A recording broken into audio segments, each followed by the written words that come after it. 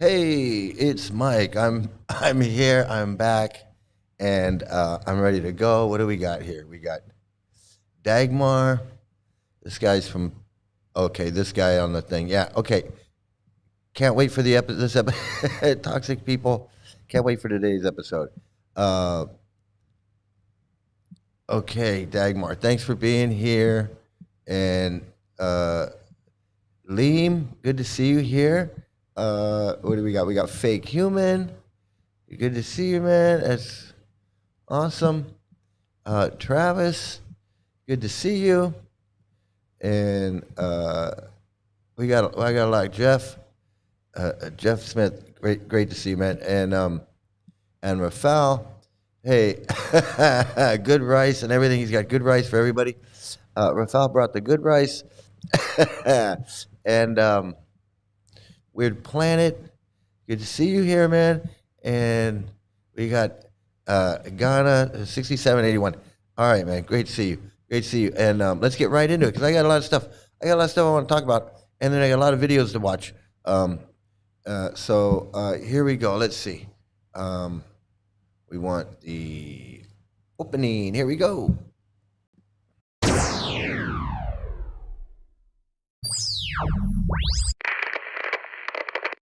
Hello? Hello.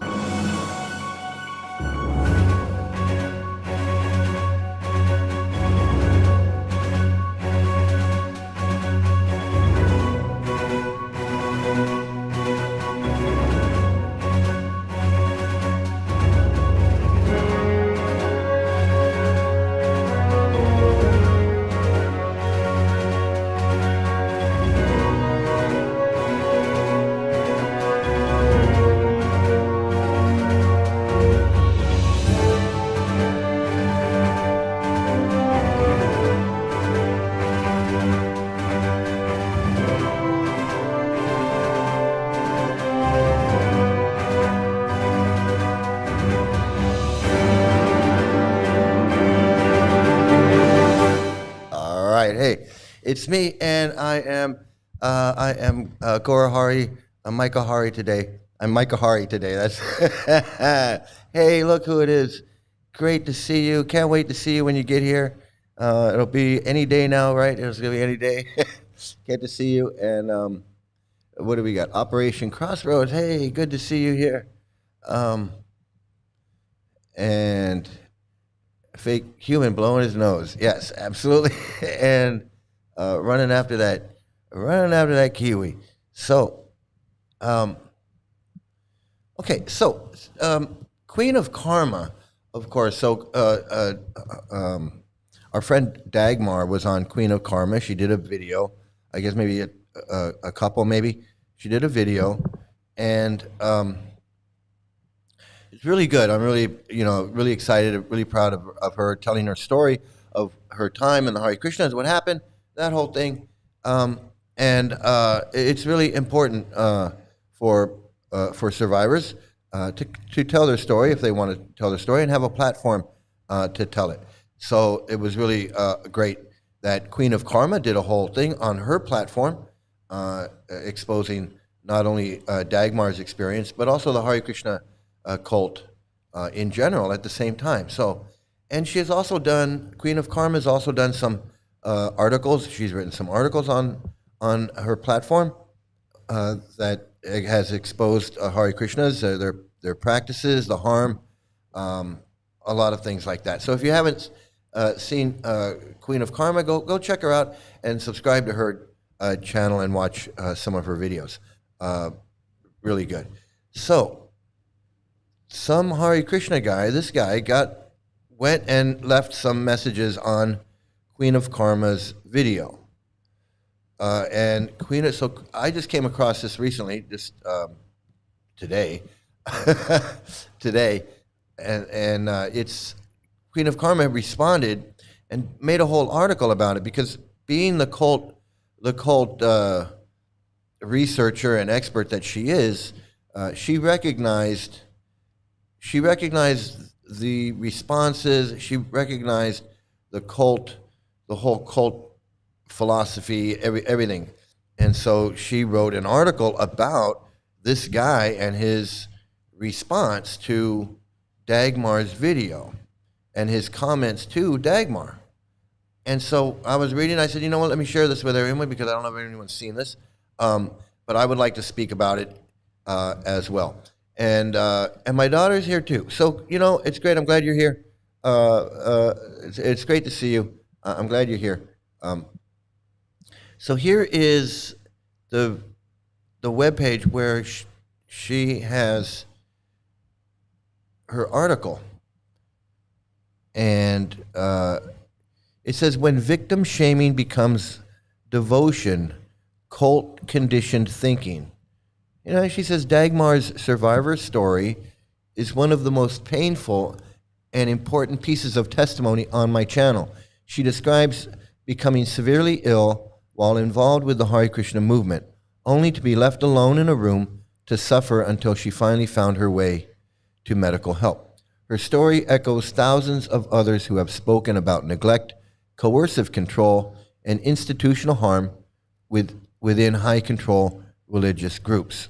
So when a commenter appeared under her video, someone identifying himself as Taruna Govinda Das, and began dismissing her experience as subjective perception, it became a perfect example of how cult conditioning thinking shows up in real time. This isn't about him as a person. This is about the mindset he demonstrated, one that is common across Scientology, Jehovah's Witness, multi-level marketing cults, and yes, Hare Krishna, when discussing its documented history of harm. His comments are a case study in how high control groups train members to protect the institution at all costs, even when confronted with survivor testimony and legal records. Now, I just want to say, she says, here, she says, this is not so much, this isn't about him as a person. So she's very nice in saying that. I don't know if I can make that statement. I don't know if I can be that nice. You know, I might go to the dark side. I might have to, you know, I'm going to have to attack this guy probably in some way or another. I think so. I think maybe. Not in a bad way, but in an intervention, deprogramming kind of way. So let me get back to let me get back to what she's saying here. So she says the full exchange as it unfolded. To understand the dynamics at play. And so what I like about this, I'm going to go back over here. So what I like about this is that I like that it's her point of view. It's not just me commenting. This is her point of view with all of her cult experience. You know, she has experience studying Jehovah's Witness and Scientology and other cults and Hare Krishna. She's written a couple of really good articles. So she's coming at it from her cult experience or research knowledge, whereas I'm going to come at it from the Hare Krishna point of view. So it's really great hearing how she can analyze it on a different level, on a much different level than I can. I ain't gonna lie. I'm not gonna lie right there. So she says, the full exchange as it unfolded. To understand the dynamics at play, it's important to look at the full conversation exactly as it happened under Dagmar's survivor testimony. What follows is a straightforward outline of the exchange without interpretation or analysis. Simply the sequence of comments and the positions expressed by each participant. Oh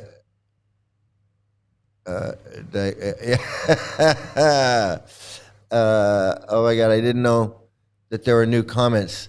Oh, so I don't know if you're aware of this or not. I thought you were aware of all of this, but you know, maybe you're not. So it'll be fun for you too. It'll be fun and I don't mean have it, you know, I hope it's not re-traumatizing. I think it'll be fun to see how everyone can see how what this cult does, what these people do. Okay, so he says a user identifying himself as Taruna Govinda Das began the thread by stating that he personally had not experienced abuse within ISKCON and believed most devotees had not either. He suggested that people who perceive certain behaviors as abusive do so because of their level of humility, tolerance, and boundaries. He added that if anyone attempted to abuse him, he would leave, and closed with a religious sign-off, Hare Krishna, of course. So he doesn't even understand that. He doesn't even understand that he himself is being abused. He doesn't understand that at all. Every testimony is crucial. Yes, it is. It is absolutely, and that's why it's important. You met him and his wife were bullies. I mean, him and his wife were bullies, so I'm not surprised. Hey, Howard Johnson, good to see you, man. Good to see you here. It's quite sad because his wife definitely experienced horrible stuff. Well, we'll get to that.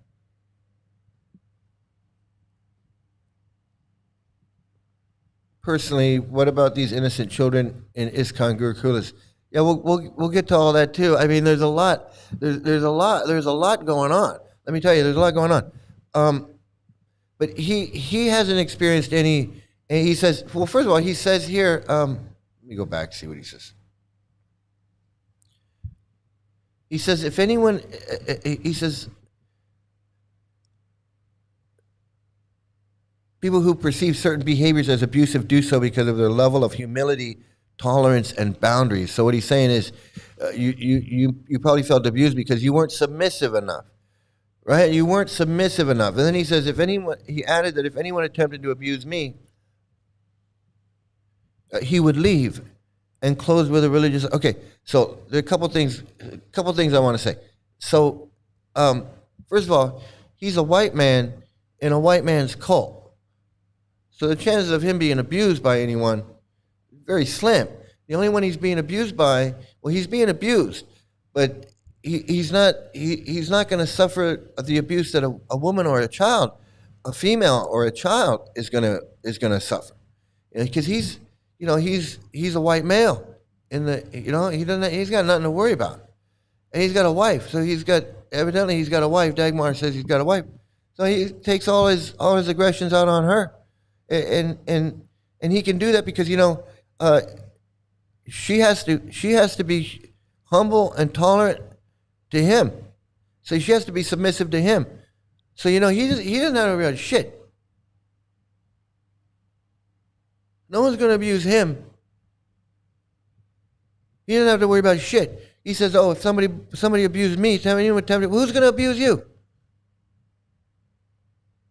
Who's going to abuse you? You think some man's going to come and try to force himself on you? You think you have to listen to being told you're dumb? You have a small brain. You like to be raped 9 times lustier than whoever. You have to listen to that shit all day and night." And then you have to be humble. Have to be humble. Get down and worship my feet.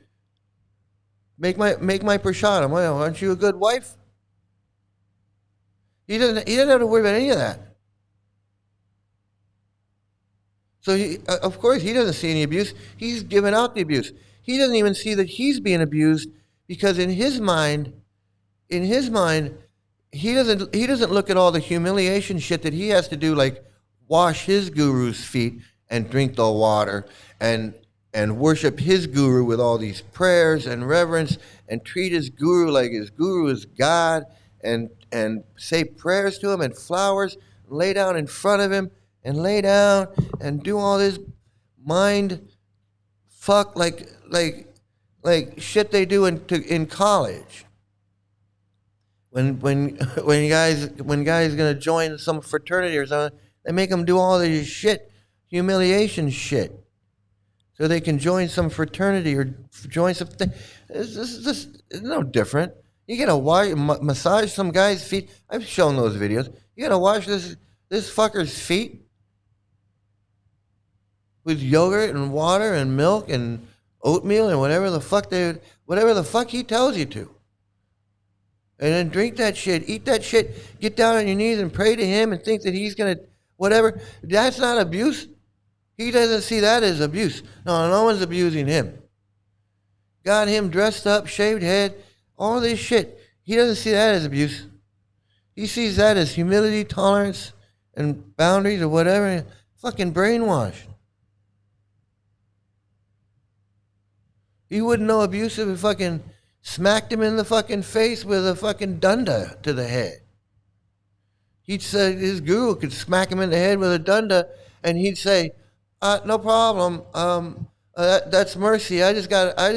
You see this big bruise on the side of my face? That's just some mercy that my guru gave me."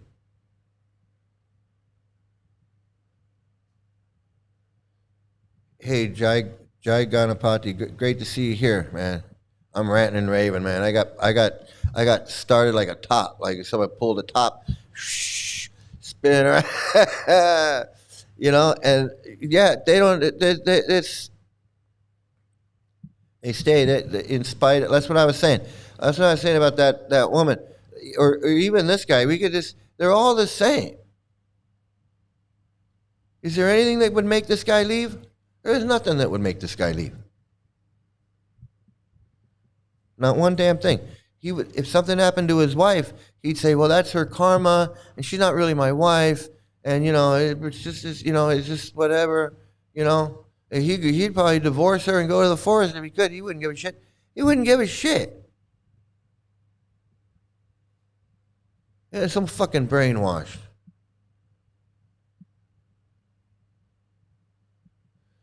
His closing his eyes of sobriety, Dagmar mentioned his father Radha Swami. Yeah, he doesn't give a fuck about all the shit that happened in New Vrindavan, all the abuse, Kirtanananda, guy getting shot, friggin' Tirtha in jail. Radhanath was right there, right smack in the middle of it, and so was Dave Amrita. All of these fuckers, right in the middle of all of that shit. And you think this Taruna Govinda, you think he knows? You think even if he knows, he don't give a fuck. These guys don't give a shit. That's what I'm saying. He wouldn't care. He doesn't care. He doesn't care about it. He doesn't care about Dagmar. He doesn't care about his own wife. He doesn't care about his own wife. Why would he care about Dagmar?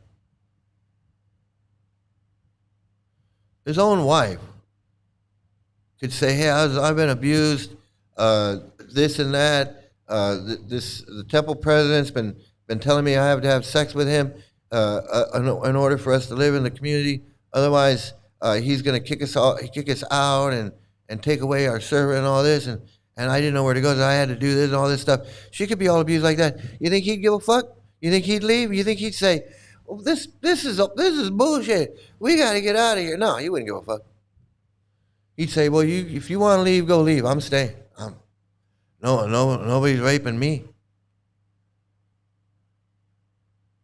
There's like this Paranjan. This Paranjan character, his buddy Salochan gets shot in the head. You think Paranjan says, "Hey, I think I'm done with this cult. You can shot my buddy in the head"? No. He's like, "I'm gonna stay, but I'm gonna fix it. I'm gonna make it better. I'm gonna fix the mafia. If I have my webpage and my newsletter, yeah, we'll fix it."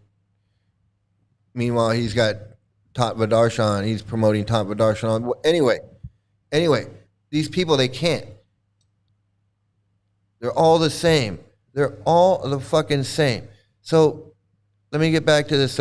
So Queen of Karma says, "I replied by identifying the comment as victim blaming and explained that abuse is not determined by humility, tolerance, or perception."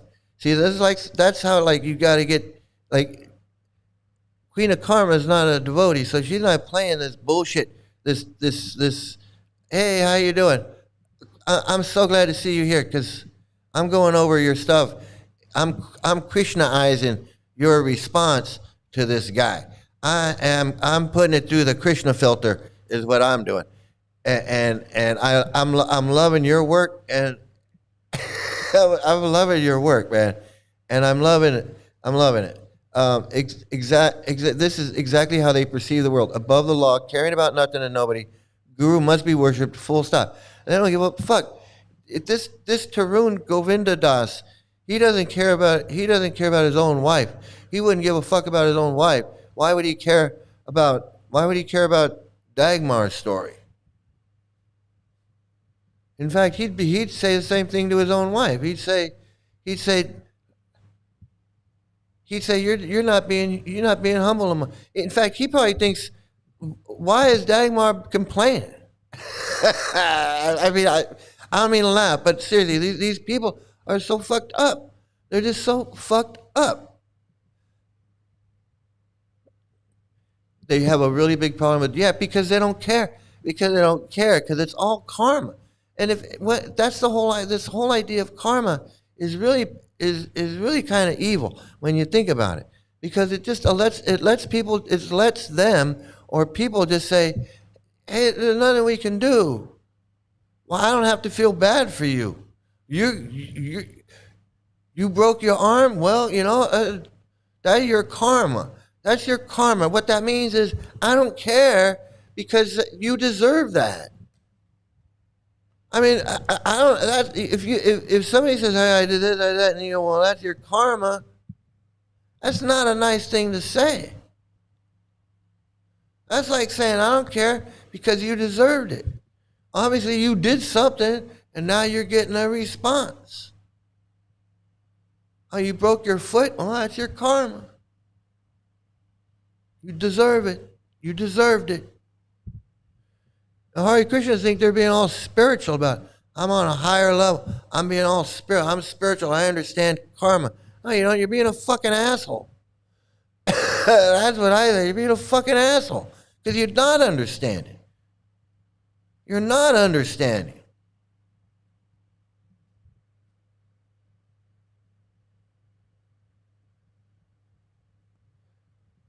Yeah, well, we don't. There's no need to waste time, but we can use them as a learning example. We can use them this is a teaching example. This is a great example of what this cult does to a person's brain.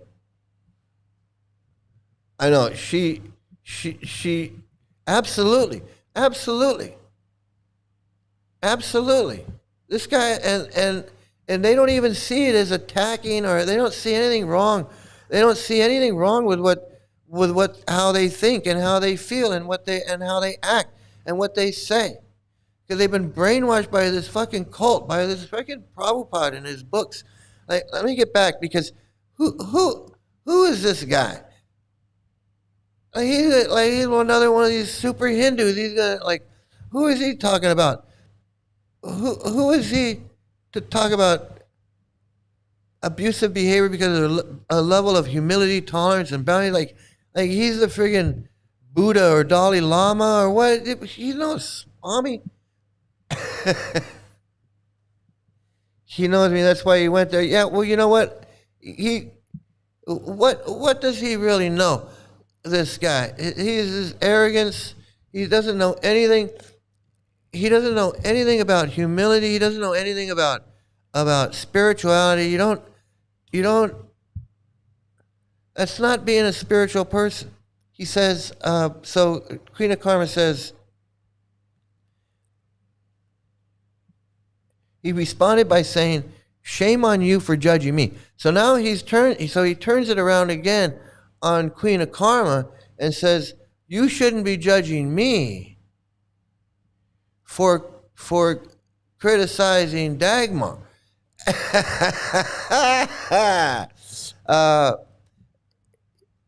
He responded by saying, "Shame on you for judging me. Shame on you for judging me, for judging her, for revealing her story. Shame on you for judging me, for judging her, and because she shared her experience." That's what he's saying. He argued, she goes on. He argued that ISKCON has both good and bad sides, and that presenting only negative experiences creates a biased and misleading picture. Well, presenting only the good side, doesn't that create a biased side, a biased, misleading picture too? So when you guys are out there selling your books and doing all like that, you're only presenting the positive side. So that's biased, right? So is that wrong? I mean, I don't understand. You guys are presenting the good side, so we're presenting the bad side. What's wrong with that? You admit that there's good and bad sides. So he admits there's good and bad. I don't know why he's admitting there's bad. I don't know why this transcendental movement of Lord Chaitanya, 10,000 years in Prabhupada's books, why there'd be bad in it. But he's admitting that there's bad in it. But he doesn't like the fact that we're talking about the bad. Meanwhile, all they talk about is the good. All they talk about is the good. They want to talk about the good. They don't want me talking about the bad. Why? Why is it okay to only present the good experience? Because when you're out chanting your Hare Krishna and you're distributing your books, you're not telling anybody about, oh yeah, our schools are fucked up. We molested all our kids and we had a whole bunch of suicides and we treat our women like shit. So many women have been raped and abused and so much, and we think they have small brains. We think they have small brains and they like to be raped. And we marry our girls off at 12. You're not out there telling people that when you're selling your books and you're out on Harinam and you're on your webpage and doing all you're not promoting you're not telling the good and the bad. Who are you trying to fool with this bullshit?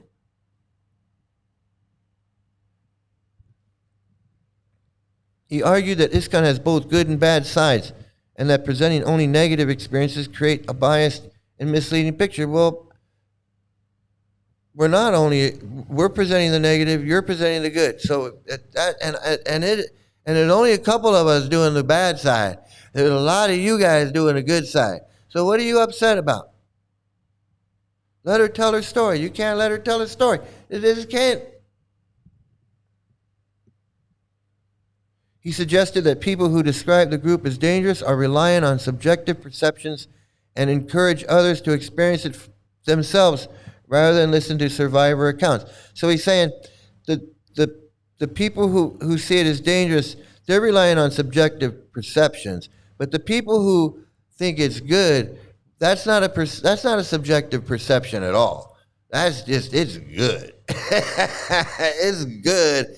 And if you think it's bad, that's your perception of it. Because you don't have the right perception of it.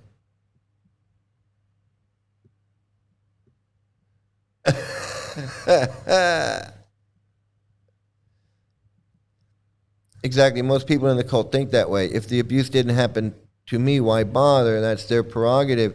They live in denial and they don't care. They don't care that people are being abused. That's why I'm saying anywhere else people don't act like that. If like I give the analogy all the time. Like if you went in somewhere like Jack in the Box or Target or Walgreens or somewhere, and you saw all kinds of abuse going on, you'd say something. You'd want it stopped. You'd say, hey, call the police. Get security. There's fucking shit going on over there. Break it up. Stop it.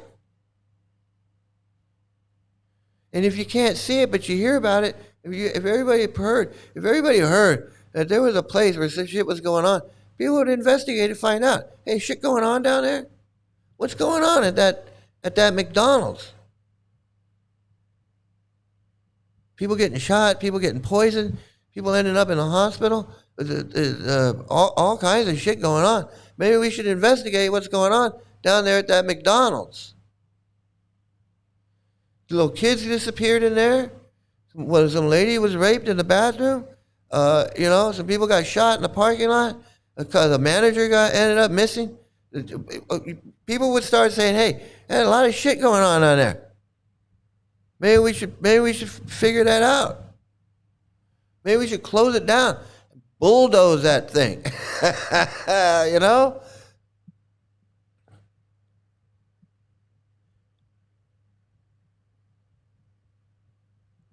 These guys, they have their own little they have their own little ISKCON island type thing going on. It's all a self-contained cult where they can traffic children, put them in the schools, marry them. They can abuse their wives, their girlfriends. They can marry them and leave them. They can put their kids in a school and go run off and play Hare Krishna and go follow some guy, go to some farm, do this, do that. It's insanity. It's insanity. And then when people speak out, people like us, because this guy, he's not just talking, he's not just trying to shut down Dagmar's experience, trying to shut down all of us. You know, they shut us all down. Not just her, it's all of us. And every single one of us that's ever been harmed. Every single person that's ever been harmed. Every single child that's ever been harmed by this cult. Every single woman, every single Rupa Manjari, every single person, every Jag Jivan and Janardana that committed suicide, every Jiva, I think Nishingananda's son's name was Jiva, every Jiva, all of these. He wants to say that don't even pay attention to that. He wants to dismiss it. It's disgusting. At least acknowledge it. At least acknowledge it. Say, hey, Dagmar, I realize that you had a bad experience, and I'm really sorry that you had a bad experience in there. You know, but you know, not he's going to defend it, right? But at least say, acknowledge the harm.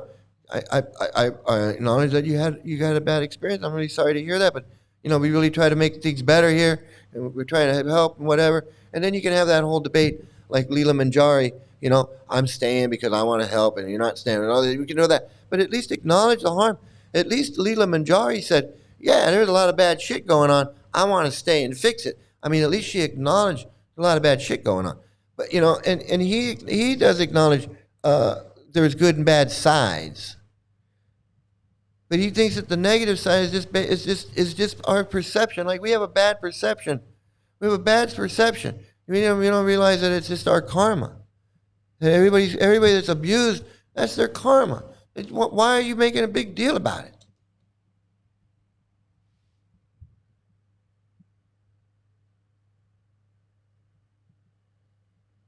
Also, why bother with them if their response to anything that happens, it's your karma. You must have done this in your past life, and now you're paying the cost. I know that's their answer to everything. That's their. I don't have to be accountable. I don't have to care. I don't have to care. I don't have to worry. I don't have to care. Your karma.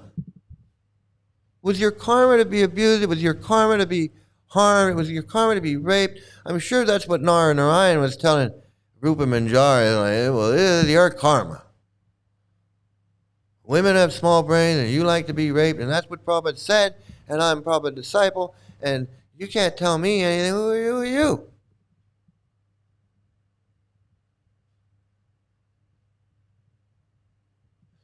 Exactly. He's now my case study example on this, and he didn't understand I was speaking generally in most of their article. I know they don't. They're so brainwashed.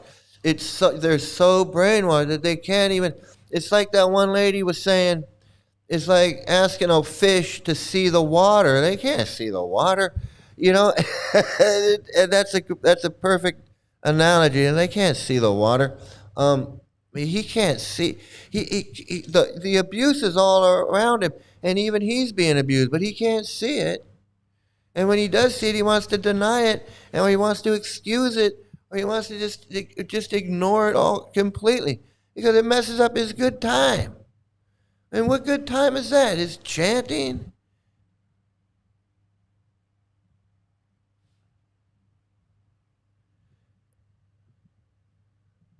I mean, he thinks he knows me. Obviously, he doesn't. I never talked to him. He's not a very nice person in general. You know, yeah. When your brain is messed up like this, it's hard. It's hard to just be it's hard to be a normal person. I'm telling you, it's hard to be a normal person. It takes work. It takes work not to actively think that everybody's a demon, or to think that everybody's doing all this sinful things and all that, the crap that they got you. Well, they want you to believe. The demon heads are eating the moon, and guitar players are floating between planets, and all kinds of stuff. It's like this fool thinks he is even bigger than the Dalai Lama because that's what his Prabhupada taught him. Yeah, I'm going to get to that too. So she goes on and she says, I clarified that I was not judging his personal devotion, but calling out rhetoric that minimizes harm. I reiterated the existence of legal cases, survivor testimonies, and institutional failures. I explained that framing abuse as a matter of attitude or perception is dismissive, and that telling people to experience it themselves is a tactic used across many high-control groups. I stated that defending an institution at the expense of survivors contributes to the problem. So what he discounts is the fact that we all did experience it ourselves. He discounts the fact that Dagmar experienced it herself. I experienced it myself. My daughter experienced it. Howard Johnson experienced it. Rafal experienced it. Jenna Morton's experienced it. Jai Ganapati's experienced it. I mean, all those little kids in the Gurukula experienced it. Jog Jivan, my friend that committed suicide, he experienced it. Janardana, my friend, that committed suicide, he experienced it. Nishingananda's son that committed suicide, he experienced it. Rupa Manjari's experienced it. Narayana's experienced it. How many more? That's why I say. That's why I said the other night. How many more? How many more is enough? How many more suicides? How many more children? How many more? Until Taruna Govinda Das says that's enough. It only took me one. It only took me one Tattva Darshan. It took me one. And I put the whole thing. I put the whole thing together. It took me 20 years to figure out that one. But when I figured out that one, then everything made sense. I'm going to say it again. I've said it a million times. It's like a 3D picture that pops out at you, and you don't see it, and then you stare at it, and then boom, it pops out, and then that's all you can see. You can't see anything else after that. And it was like that. It was like when it popped out at me, everything made sense. It was clear as day. I saw it all. All the pieces fit. Everything fit together.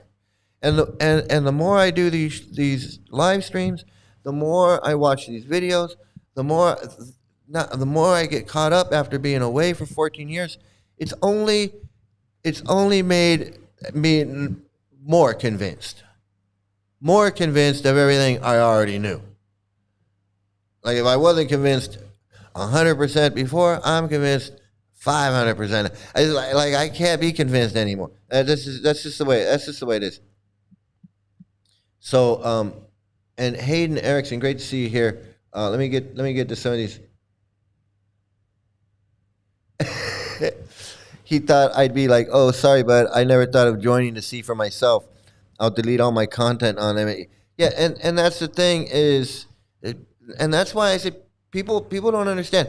And the Hare Krishnas that are watching, that come in here and watch, and they're getting they get little bits of it. So they can understand. The first thing they got to understand is you're in a cult. You're in a cult because I can't debate you on your cult stuff, on your Krishna and your floating spaceman and your Vishnu, Mahavishnu, and your Vedic literature and your Vedic culture and all of that. That's not the point.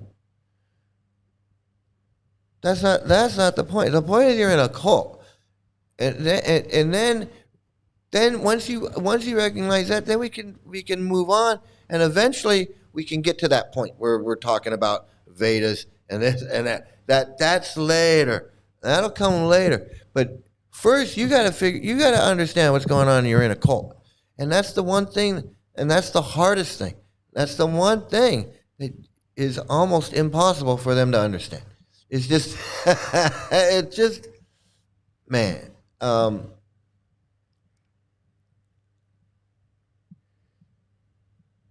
Proves there proves there are some dumb people within ISKCON, because if you're doing any kind of abusing, it's obvious you disregard the law of karma.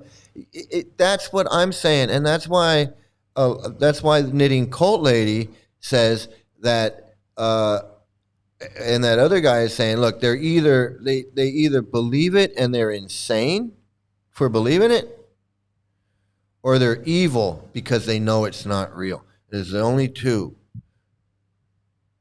That's really, and maybe variations of those two, like 50% insanity and 50% they know evil. They know it's not true. And it's like they're in like this weird place where they're like, I know it's not really true, but I'm making a lot of money at it, and that's evil. I can't. There's nothing they can do, only bark. If the authorities get involved, they will disappear like nothing ever happened. Yeah, I mean, the devotees are scared as hell. They only bark. These devotees are scared as hell. They only bark. Yeah, this guy, we're going to get into I'm going to get into this guy.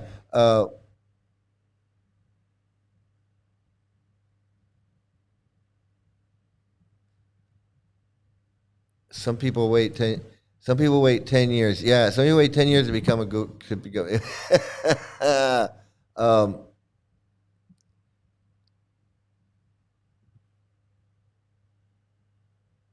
Yeah, ISKCON believes if you're abused, it's your karma and Krishna's mercy. It's inconceivable.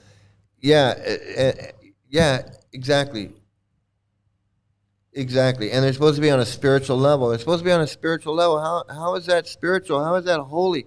How is it holy to say, oh, something bad happened to you? Well, that's your fault because you did something in your past. I mean, they want to say, well, that's the highest level of thinking. That's some great philosophy. That's like such an incredible Vedic philosophy that is just astounding.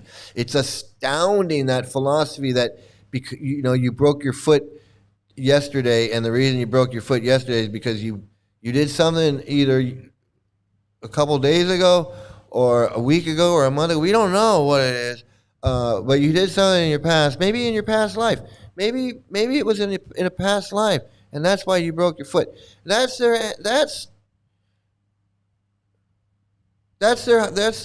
incredible philosophy. That's their amazing philosophy. That's just, oh my goodness, it's so amazing, this philosophy. They don't eat meat, but are cruel to their neighbors and rejoice on humans. Yeah, they don't. They're like, oh, I don't eat meat, and I don't eat chicken, and I don't eat this or that. But when someone gets on the internet and tells their story about how they were abused in my cult, well, then I get on there and I minimize their experience and I blame them. And I say it's their karma, which is really a harmful thing to say. It's basically saying, I don't give a fuck what happened to you. But hey, I don't eat meat, and I don't eat chicken or anything. I don't give a fuck about anybody else because it's their karma. But hey, I don't eat meat. It's Krishna's mercy. Hey, Alexandrovic 7720. Great to see you here. Hey, Eliana, great to see you. Great to see that you're here.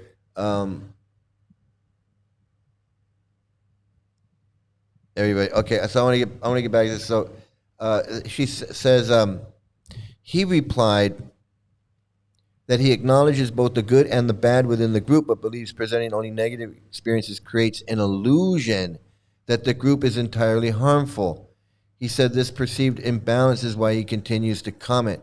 Well, why is it an imbalance? If you've got a million friggin' if you've got a million friggin' channels and you're out doing all your book distribution and your parades and all of your temples and all of this stuff, and you got one Dagmar on telling her story, how is that an imbalance?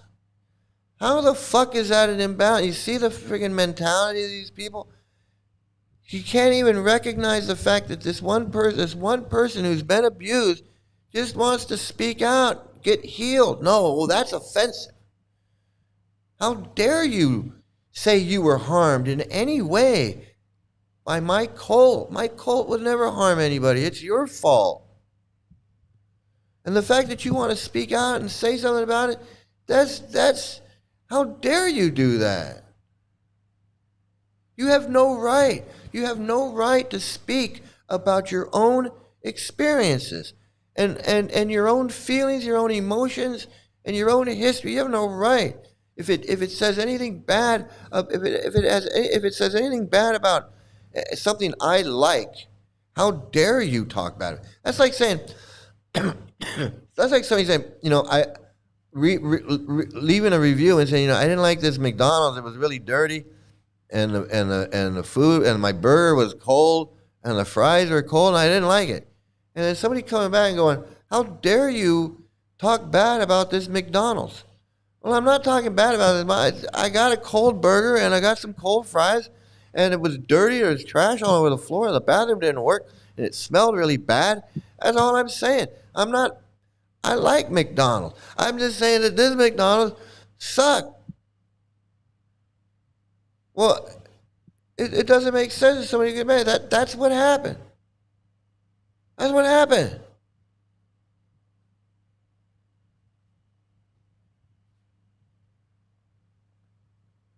Like when I went to Vrindavan and I got sick, and Radha Kun didn't give a fuck, and he was like, oh, and then he's like trying to victim shame me. I got to get another room because I can't possibly share a room with a guy that doesn't get up and go to Mangalarti. So what if you're sick? You're not the body anyway. Just get up and go. And oh, how dare you not go? And you're not devotional, and you're not even really a devotee, and all of this stuff.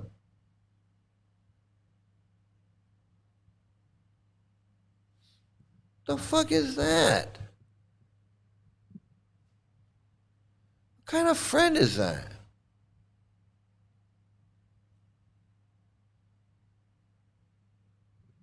That was like my best friend. I was going to Vrindavan with him, and that's as soon as and it wasn't like my nose was running and I was like, hey, I don't want to. Even if my nose was running and I didn't want to go, even if I felt fine and I didn't want to go,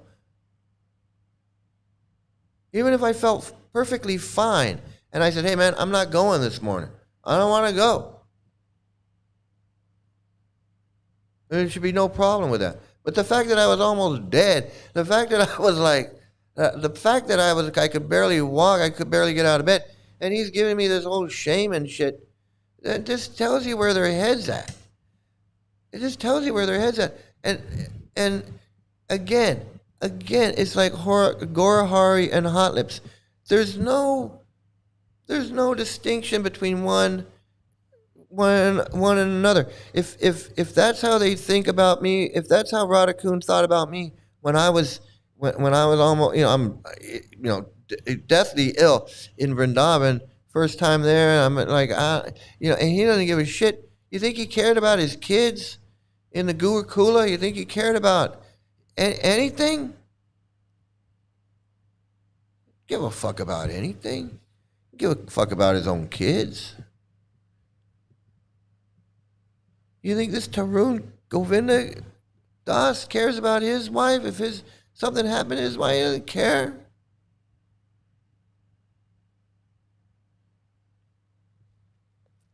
So she goes on, she says, I explain that I speak out about coercive control across many groups, not just one, and that acknowledging harm does not negate the positive experience of others.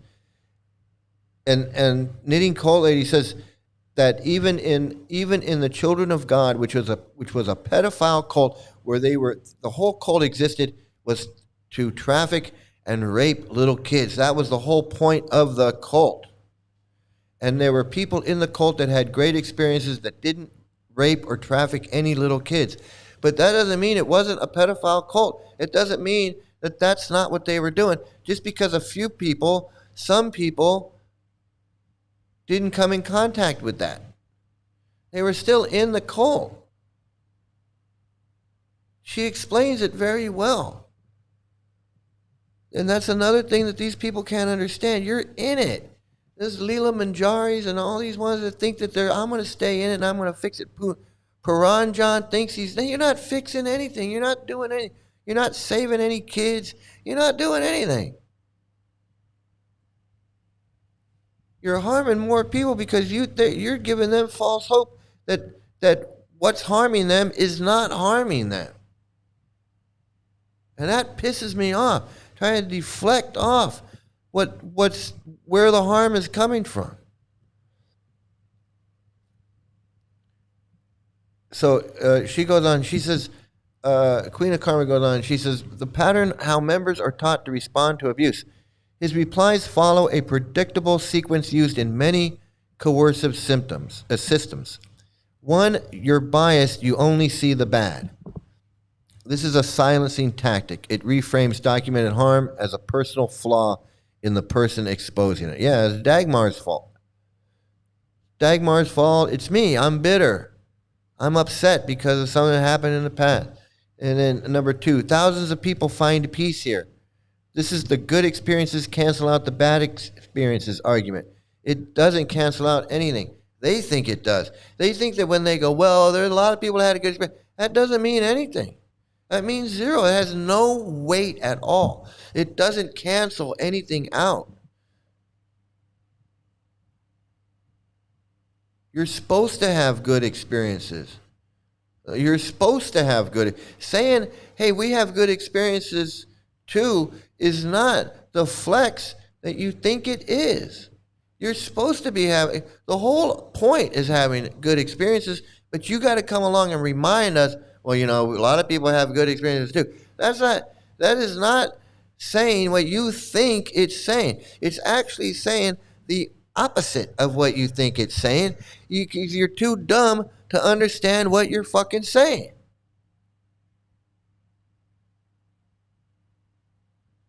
This is your International Society for Krishna Consciousness, your top level. You're all super Hindus. You got the key to life, the key to happiness, transcendental bliss, all that crap.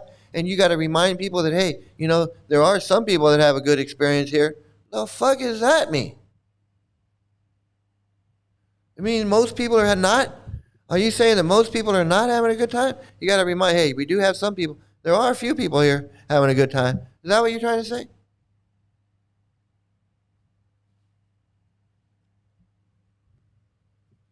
Number three, it's the individuals, not the institution. This ignores decades of court cases, investigations, and survivor accounts documenting institutional failures, cover-ups, and systemic patterns of abuse. It's individuals, not the institution. Well, if it's individuals, then when we find the individual, should we kick them out? Can we start with your guru? Can we start with Radhanath Swami? Can we do that? Can we start with that? Abuse is just perception. This is where victim blaming becomes spiritualized. It suggests survivors were harmed because they lacked humility, tolerance, devotion. They weren't chanting enough. They weren't this enough. You weren't that enough. You weren't surrendered enough. This is not compassion. This is indoctrination. Yes, and telling people they need to chant more is not compassion. So telling people this is your karma is not compassion. Telling people, well, this is the Vedic system, is not compassion. It's not. It's not spiritual. This is not spiritual anything. This is how to be an asshole 101.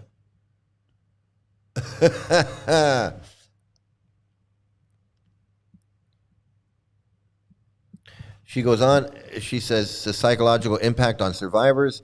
Survivors of coercive groups already carry layers of institutionalized shame.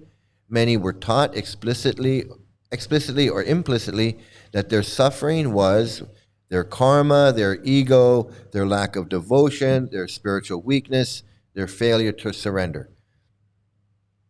When they finally speak out, they are often doing so after years of silence, fear, self-doubt. So when a current member responds with, "You're biased, you're exaggerating, it's just your perception, others found peace, so you're wrong," it hits the exact wound the institution created. Exactly. Exactly. That's why I get pissed off. That's why I get so fucking pissed off. I just do.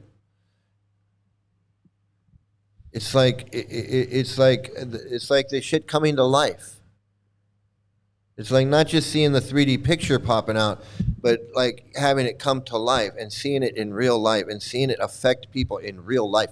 Paz's brother, Dagmar, speaking out, and then this guy. Uh, okay, so this article that Queen of Karma did is really long. Not really long. It's very good. It's in depth, I should say. It's in depth, and everyone should go read it. And it really comes from a different place than where I come from. I come from the Hare Krishna place, and this is coming from the cult expert place. So I encourage everyone to read this and just read up on it, and probably leave a comment on the video. So a positive comment on our video. So and definitely subscribe to Queen of Karma if you haven't already. So that is that's that. I am not done with this guy yet. I want to get back to this guy, but I want to get to these. I want to get to these comments. Okay, I missed some comments, but I'm going to start here. Well, fallen gurus come crawling back on all fours on the temple floors just to be warmly greeted with pomp and garlands of flowers. Yeah, it's like there's no repercussions. If they do anything, there's no repercussions. There's no repercussions. They can leave for a while, or like Trivikram, he just went to Juhu Beach, and he floated around for a while, and who knows where he is now. There's no repercussions for these guys. All of these guys. They're all end up back in Mayapur, Rameshwar. All these guys. That's why I said, where I am, they catch some monks doing something they're not supposed to be doing. That's it. You're done being a monk. You're done being a monk. They don't play that. You're not going to scam these people, take donations, do these ceremonies and festivals, and people are giving donations, thinking that you're a certain person. Otherwise, they wouldn't be giving donations. They're giving donations, and then they find out that you're doing all this stuff that ordinary people are doing that aren't getting donations, and you're getting, and they're not happy with that. They're done. ISKCON, who cares? Who cares? Rameshwar is scamming people, and he's coming back and he's going to scam some more people.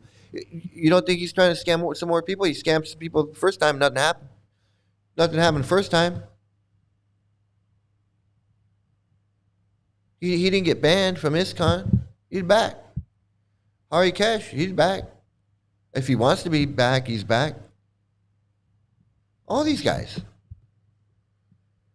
Shit, they can send a woman into a war zone and she can get shot in a firing squad. And nothing happens to him. Nothing happens to him. He's fine. He goes on with life. Collecting donations, selling books, making disciples, doing whatever. So what? So what if I sent a woman into a war zone and she got shot and killed? That's her karma.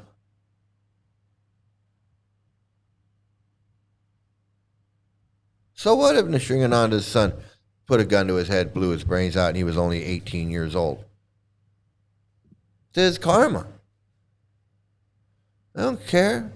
This guy doesn't care. This guy doesn't care about kids committing suicide, kids getting abused, kids getting abused today. Let's see who let's see him in real life. Let's see this guy in real life here. Where is this guy?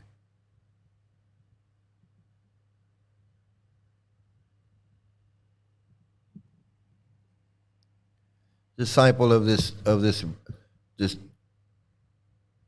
rudder knot fuck who was in New Vrindavan. And let me just say it again. Let me just say it again that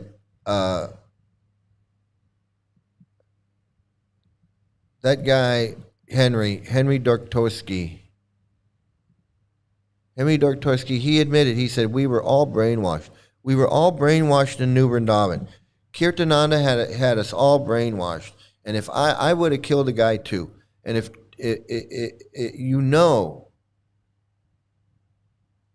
and that shit wasn't just one guy. In fact, the other people that were involved, they've come out and they've talked about it. They've talked about what was going on. It was a whole operation going on. That shit was not just one person. It was no fucking Oswald, Lee Harvey Oswald. It was no. It was an operation. That shit just didn't happen. And the guys and they don't care. They don't care. This and these guys were involved. These guys were involved, and this guy, this slimy, shady guy, he was right in the middle of it. He was right in the middle of it, and he wants to say he didn't know anything about it. I didn't know anything about it. Yeah, right. You didn't know anything about it. And he running around like he's some holy man, some white holy man, and he's got this guy, this Taruna Govinda Das, brainwashed into thinking that he's a white Hindu. Look at this. He's got all these videos, and if you look at his videos from 10 years ago when he started his channel, he looks like he was some hippie. He looks like he was some hippie.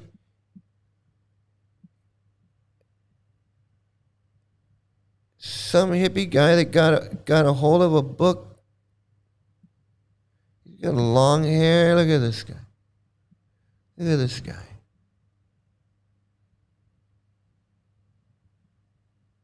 I don't know. I don't know what he's saying. I don't know what he's doing. Looks like he's got some beads on, so I think he already got a book. Nástrahy duchovného prebudenia. Moje duchovné prebudenie bolo rýchle a účinné. Behom pár mesiacov som si uvedomil toľko vecí, koľko si niektorí ľudia neuvedomia za celý svoj život. Bol to šok a vykúpenie. So there you go. He went from that to being some super Hindu. Now he is super Hindu. He knows everything. He knows why Dagmar is Dagmar and why she's wrong in speaking out and why ISKCON is so great and why it's Vedic this and 5,000 that, and he knows the truth. We don't know. What do we know? He knows. That guy knows. This guy knows. This guy knows the truth. Zároveň. Čo je duchovné prebudenie? Duchovné prebudenie. He learned so much. He learned so much from Prabhupada that he doesn't realize going on and commenting on Dagmar's video how rude that is to say that, to say anything. Why you got to comment anything? Why you got to comment?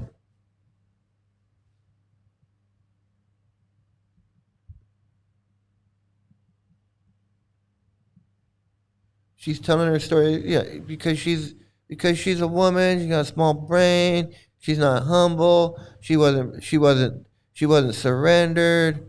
What does she know? And friggin'. Let me see where I can get.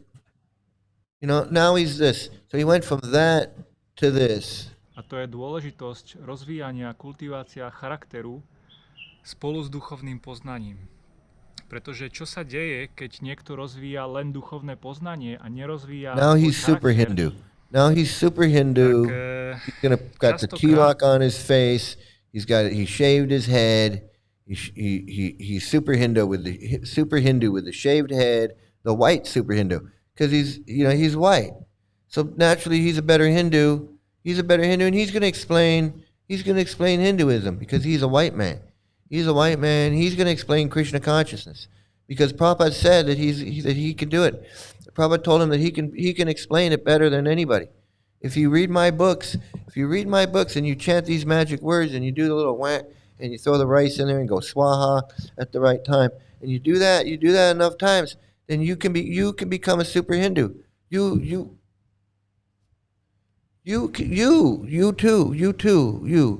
can become a super Hindu.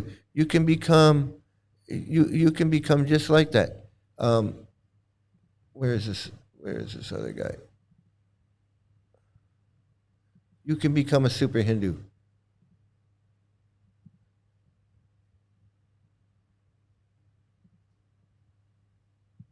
vidím, alebo aj môžeme vidieť, že ľudia, ktorí nemajú charakter, ale získajú nejaké duchovné poznanie alebo aj materiálne poznanie, získajú poznanie.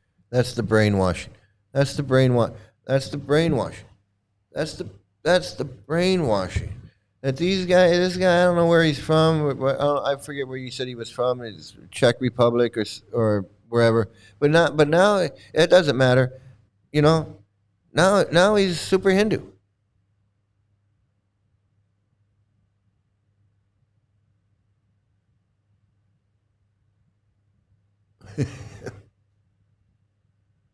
Let me see. I'm going to try to get caught up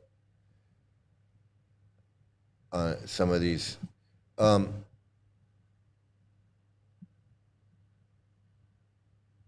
Scumbags, yeah.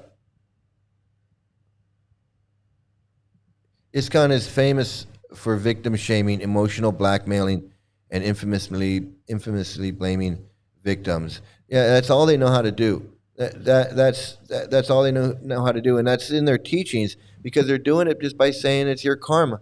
By saying it's your karma is basically victim shaming and saying it's your fault. You did something.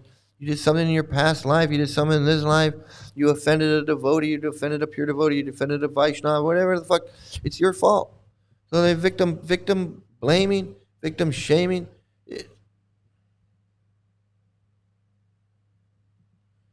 Hare Krishna are taught to be pieces of shit to all others.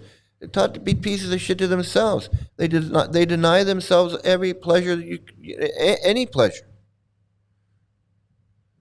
They deny themselves pleasure, and then if they do accidentally have pleasure, then they get all guilty about it. I remember I was in Vrindavan with my daughter, and we were having chai, and I was like, I'm drinking some chai, man. I'm not dealing with this guilt trip.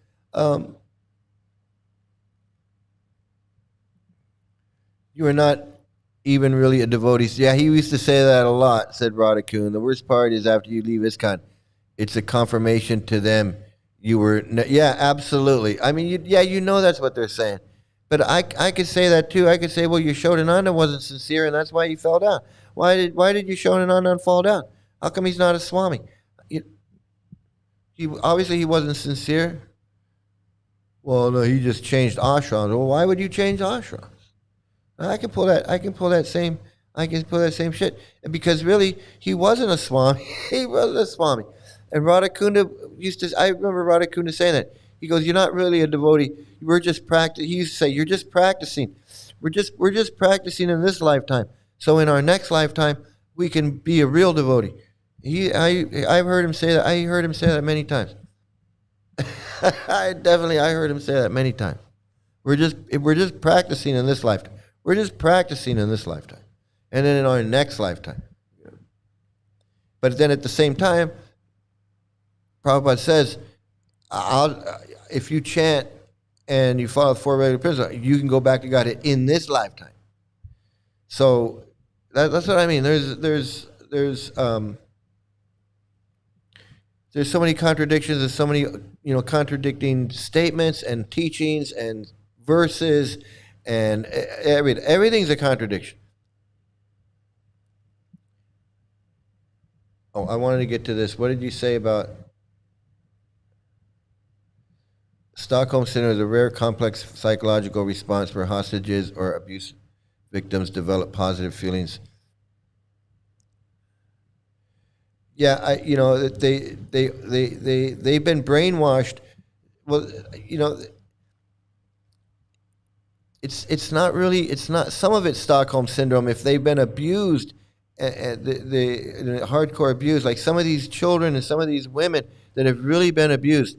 And they're in denial, like Rupa Manjari, who's been abused so much, and she's in such denial that she's blaming herself and for Narayan's behavior and abuse, and loving and still loves Prabhupada and all that. There's some Stockholm Syndrome going on there. There's definitely some Stockholm, but I think most of these people are just brainwashed, and they don't even realize that they've been abused. They don't realize they've been abused. This guy doesn't realize he's being abused. He doesn't realize that washing Radhanath's feet with milk and water and whatever yogurt, and then eating it and drinking it is friggin' a humiliation ritual meant to abuse him into submission, and saying prayers and worshiping Radhanath's little photograph and saying prayers to Radhanath and throwing flowers at him and laying down in front of him on the floor. That's all cult shit. That's all cult brainwashing. That's abuse. This guy's being abused when he does that. We were all being abused when we were doing that. And we didn't realize it. And that's what Knitting Cult Lady says, why it's a cult. You are being exploited. You're going along with it. You're going along with it. You're going along with your own exploitation. You don't have a gun to your head. You're not being transported in a cage. You're not blindfolded with handcuffs on and getting into the Sankirtan van and going down to Venice Beach and doing Harinam at gunpoint. No, you're brainwashed. You're brainwashing a cult. That's why you're doing it. You're being exploited to do that on your own, willingly. No one made me get in the van and go down to Venice Beach and act a fool, or go to Hollywood Boulevard and act a fool, or go to West Hollywood and Santa Monica Boulevard and Halloween and act a fool. Nobody paying me to do that. I was doing that on my own. I was doing that on my own. These ISKCON reformers think Krishna's mercy is going to help them in their mission. If Krishna had mercy, the first 11 evil gurus, apostles would have been destroyed along with hundreds of other perps.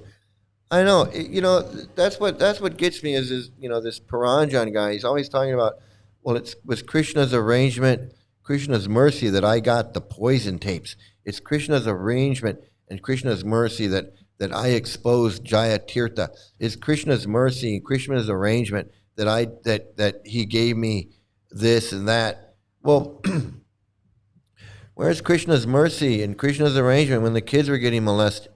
You're telling me that Krishna's mercy wasn't there for those kids, but when the poison tapes were going around, he was like, "Oh, let me interject here and let me help Paranjan out with these poison tapes. That's what I need to do." The kids, we'll deal with the kids later, because but but Paranjan needs help. Paranjan needs help with the poison tapes, and he needs help with the Wendell Turley case, and he needs help with also. So I'm going to put all my mercy over there with Paranjan and the kids and the Rupa Manjari and the other little girls that were married off. Yeah, I'm going to hold off on that because that's their karma. Why should I get involved? That's their karma. Why should I get involved, man? I'm not going to get involved with that stuff. Freaking insanity. It's freaking insanity.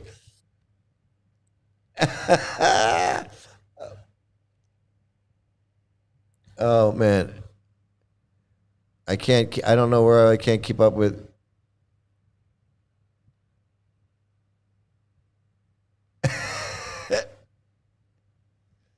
He had long hair. Yeah, I know. And they got him.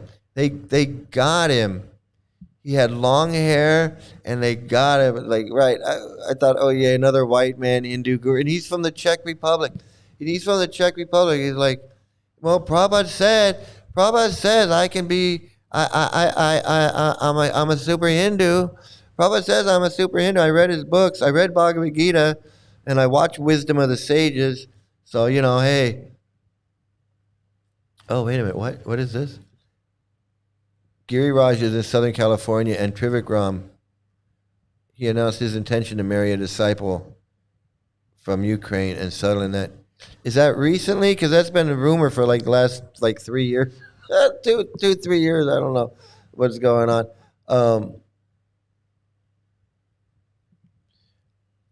Talking about whacked out hippie, I wonder if Godfather Love will tune in. Yeah, Godfather Love, I think he's got some issues that he really needs some help. And that's the thing. Some people, I would say a lot of people, I would say many to a lot of people that have issues that probably need, that probably need some help.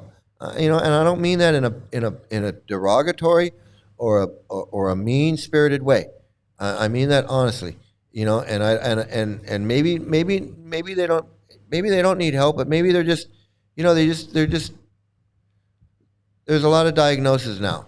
Okay, and I don't even know what they mean. A lot of them because I'm old, and when I was a kid, we didn't have all these classifications. Um, so I'm just saying, uh, people get involved with this stuff, and they think it's going to cure them because Prabhupada says, chanting Hare Krishna is going to cure all your material desires, is going to cure all your material imperfections. It's all your anarthas, all your things is going to go away. All your sinful activities are going to stop. All your sinful thoughts, all your everything. Everything is it's going to fix everything that's wrong in your life, and it doesn't. It doesn't fix a goddamn thing.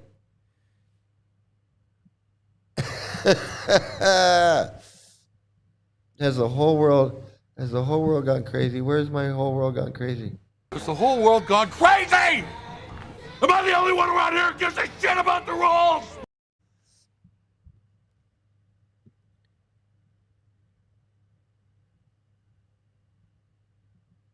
Yeah, I feel bad for him. He probably has had a bad childhood like some of us, and then finally met devotees. Yeah, I know. Exactly.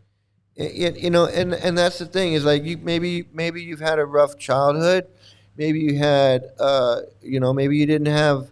Everybody's got something. That's what I'm saying. Everybody has something.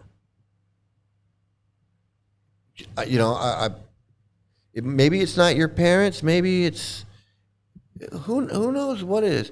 Maybe it's a learning problem. Maybe you have a cognitive problem. Maybe you have you're introverted or you're extroverted or you're just a little something extra or whatever. Or maybe not. You're just a normal person. It doesn't matter. But if you are something, that could be even worse. Because Prabhupada is saying, just chanting of Hare Krishna will fix everything. It'll fix everything. Meanwhile, he's telling you everything needs to be fixed. Being gay is wrong. Being bisexual is wrong. Being a woman is wrong. Being black is wrong. Everything is wrong. Being Jewish is wrong. Being, just eating meat is wrong. Gambling is wrong. Smoking a cigarette is wrong. Eating chocolate is wrong. Having a relationship with someone is wrong if she's not 12 years old and you're not 26 or whatever. But he's got all these weird things, and and all these things, and you put all this shit together like in a blender and you pour it into someone's head. You don't know what that person like. These Gorahari people, all of these people. I say Gorahari because that's just kind of funny. We know what we know what that's about, the Gorahari stuff. But all of them, they're all the same. Whether it's a 500 women yelling and screaming for Indra Yumna Swami, or a bunch of weirdos in Harvard dumbass Goswami's living room, or Hot Lips and Gorahari and his zoom with a boom, all of that, it's all the same.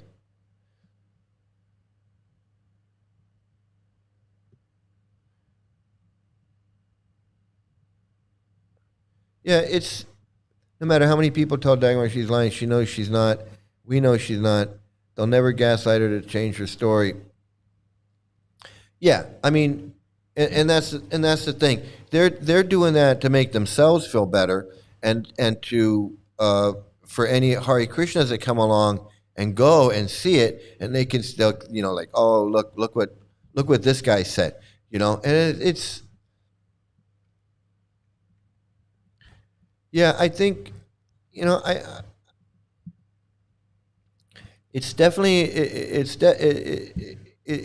definitely different than it used to be. I'll tell you that. It's definitely different than it used to be. Um,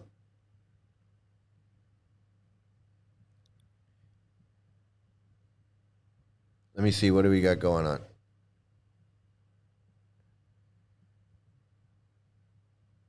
Video not working. Oh, hey. Hero Light Cody. Hey, man. Oh, man. I'm like, Hero Light Cody. If, go over and check him out. Subscribe. This guy's really good. There's a lot of cult stuff, Scientology stuff. Definitely check him out. He's the best. Great to see you here, man. I can't believe you. I think I've made it. I think I finally made it. I got Hero Like Cody here. ISKCON Super Hindu, sponsored by Paedophile. Yes, absolutely. And I think he's from the Czech Republic. Yeah, I just wanted to. It was just interesting. I just wanted to bring him up because I wanted to show how Queen of Karma is doing such great work, and how a cult expert can read these Hare Krishnas. And that was really what I wanted to say. That's what I wanted to point out, was how well Queen of Karma could recognize cult activity, cult behavior, cult responses, and just the whole cult experience. And I just wanted to share that with everybody. And that's I was a teenage operati. Yeah, absolutely, man.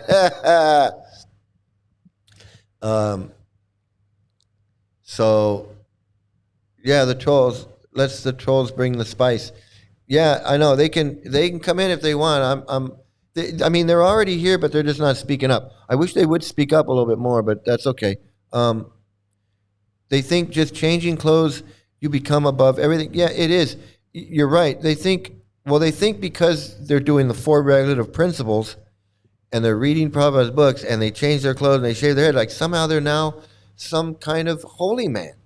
Like there's some kind of holy man, because Prabhupada says in his books, if you chant, your anarthas will fly away, like, and you do the kirtan and you distribute his books, and somehow magically, transcendentally, magically, you're going to become a holy man. But you can see by this guy's attitude when he responds to Dagmar, he's no holy man. He's no anything. In fact, he was probably a nicer person before he got mixed up with these Hare Krishnas. In fact, before he joined the Hare Krishnas, if he heard Dagmar's story, he would have said, wow, that's really too bad. I'm really sorry that you had all that experience. You should probably stay away from those people. I'd stay away from those people, and I'd recommend everybody to stay away. That's probably what he would have said if he wasn't a Hare Krishna, because that's what any normal person would say. What any normal person would say, be like, oh my God, I'm so sorry that happened to you. I'm so sorry that happened to you, and I hope that never happens to you or anyone else, and that's really horrible. That's, but no, they can't do it. They can't do that at all. Yeah, I got my Gora hoodie. This is my Gora hoodie right here. My Gora hoodie, and yeah, they see the world as evil. Everyone who's not in ISKCON is a devil, a demon. And it is scary, and it is sad. It's sad, and it is scary, because it's really how they think. That's really, really how they think. Like I said, who and what would make this guy quit being a Hare Krishna? Nothing. There's nothing. There's nothing. He's brainwashed to the bone. Brainwashed to the bone. Okay, so it's all mental gymnastics. It's all mental gymnastics. Yeah, it's mental gymnastics and word salad, and word salad and mental gymnastics. That's absolutely.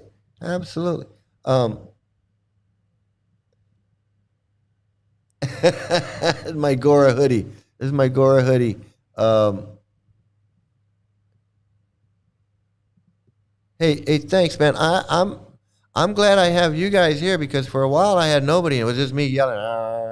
And now we get together, and this is such therapy for me. I need this. I really need this. So this is really great. And Pod is another version of a brainwashed narcissist, and he loves Prabhupada. That's why he's never going to fix anything or do anything meaningful as long as he's promoting Prabhupada and promoting Tattva Darshan and Madhu Pandit and all these cheaters. He's too brainwashed. He's too brainwashed to figure it out.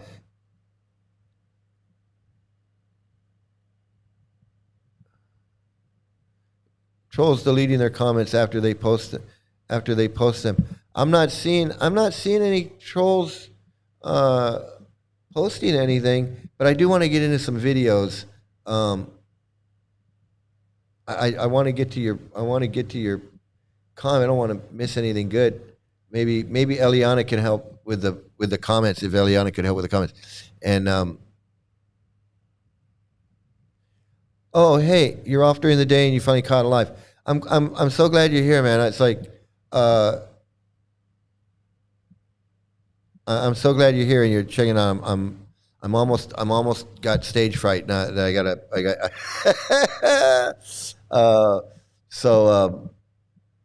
I want to get to some videos. So I got a new opening segment. I want to try it out. For this I made this just for Rafal, because Rafal does so much work putting the Krishna videos together. So now we're before we do the videos, we got a little opening for the video. So here we go. This is the premiere of our new segment. And let me see where's it go. It's here. Here we go, everybody.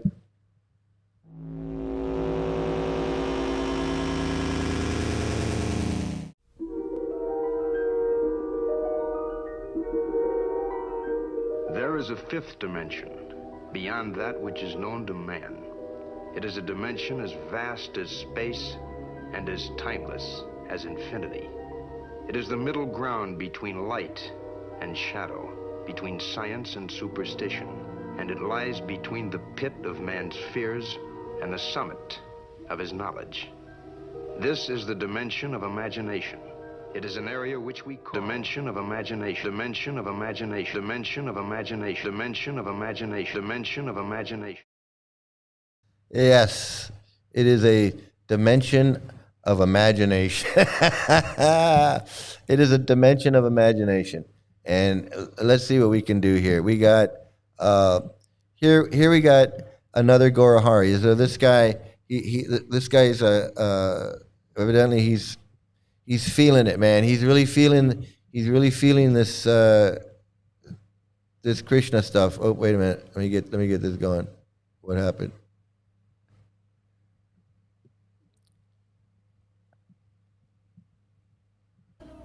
He didn't know us. He did so much for us. We know him. What are we doing in return? Don't cry. Don't cry, please. Family for us. Let us take this process very seriously. He didn't know us. He did so much for us. We know him. What are we doing in return? He left his family for us. Let us take this process very seriously. He's talking about Prabhupada left his family for us. He's crying. He's so emotional. He's so emotional over Prabhupada that Prabhupada left his family, came to America. Prabhupada didn't leave his family to come to America. Damn it, he didn't leave his family to come to America. Damn it, he left his family because he was an asshole. And he thought he wanted to be a megalomaniac cult leader. He wanted to become the Pope of the world. He wanted to become the head guru of the world. He was a cult leader. He left his wife and kids because he didn't give a shit about them. He said he didn't love her. He said he didn't love her from when they first got married. He didn't love her when he first married her when she was 12 years old, 11 years old. She was 11 years old when he married her. When he was 22 years old and he married her when she was 11. And he said, I didn't love my wife. He said she was everything. She was everything, which meant she could cook and she could clean and she could massage his feet and whatever. And she was only 11 years old. And he was having sex with her because he said, I took her hand. She didn't know what I was doing at first and she was crying. But, over time, she figured it out and she stopped crying. That's the guy we're talking about. This guy. He didn't love her at all because he raped her when she was 11. But he didn't love her at all. He didn't leave his family to go to America so that this guy could sit there and cry like he's like he did some old prophet. Fucking this bullshit. This is bullshit. I just had to say that because that's what I do here. I rant and rave and I make fun of these people. So there's that guy. There's that guy. He wants you to think that Prabhupada gave up something. Prabhupada didn't give up shit. Okay. What else we got? What else we got? We got something else here. Let me see. From Rafal. We got to give a big thanks to Rafal for the videos.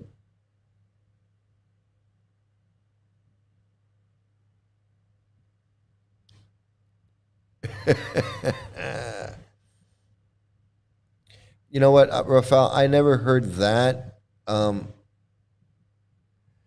said that when you clap your hands during Hare Kirtan, then your lines on your palms will change for the better. So I never heard that. I never heard that, but what I did hear is that if every time you clap, your karma is like flying away like butterflies. It's like every time, every clap, karma. You're releasing karma. But I never heard about changing. And I never heard about changing the. That I never heard. I don't know. I guess.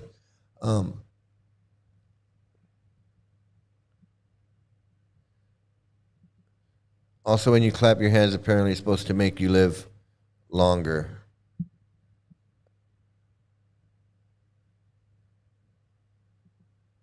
I think Jai Potato Head did it.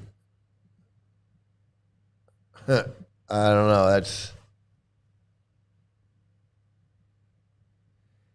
okay. So entering the Twilight Zone. I remember hearing this. Also nonsense like if you see Landa Rama or Pizza Rama, you will go back to Godhead if you say the name. I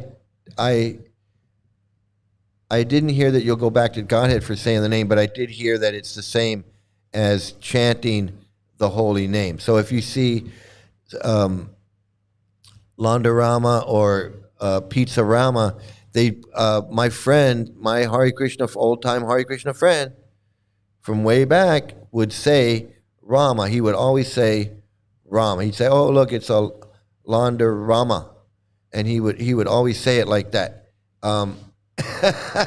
So maybe there was something to that because he did always say he would always say it like that.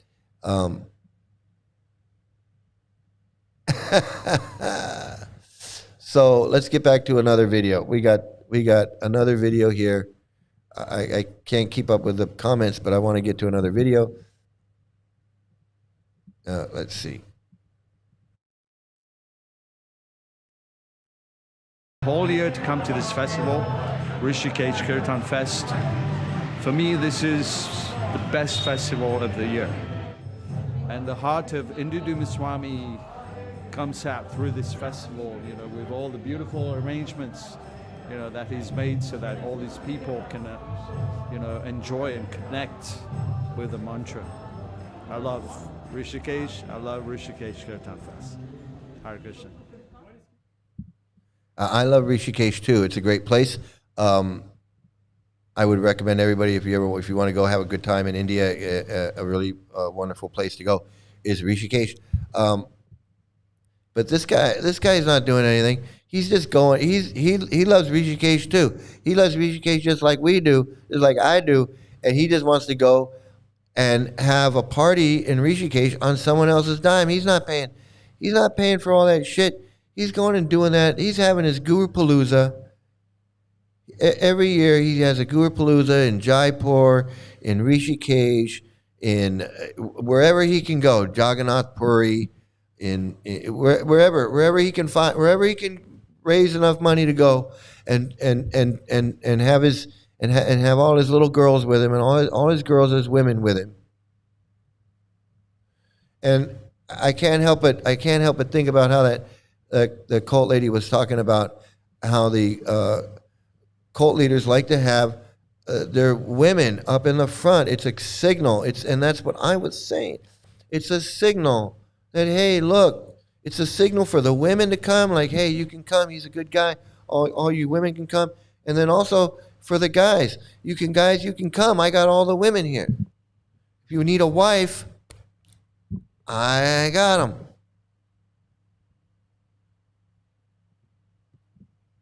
And I'm serious about that. I ain't making that up, and I ain't making that up. And when I heard the cult lady say it, and I know because she's not a Hare Krishna, she's not talking from experience, she's talking from cult. She's saying this is what cults do. She's not saying this is what the Hare Krishnas do. She's saying this is what the cults do. And they got their skinny white woman. They all of these guys got their wives. You know, I remember the wives at the L.A. temple. Sura's wife and Swavas's wife and Virabahu's wife and the accountant's wife was the school teacher. And that at the time when I was there, Ramdas and his wife. Ramdas was the head pujari. He went to India. He went to Vrindavan. He left his body in Vrindavan, and his wife ended up moving there and living there, and took over his little place there. If you know who I'm talking about, Ramdas. All of these guys and their wives were like their little lieutenants. Like their lieutenants. They didn't have any real power, but they had the power that came from being the wife of the temple president or the wife of whatever. And they all had it's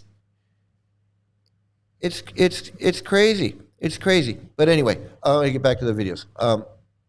So that's this guy. That's this Indra Yumnaswamy with all the women. He's like a used car salesman with women.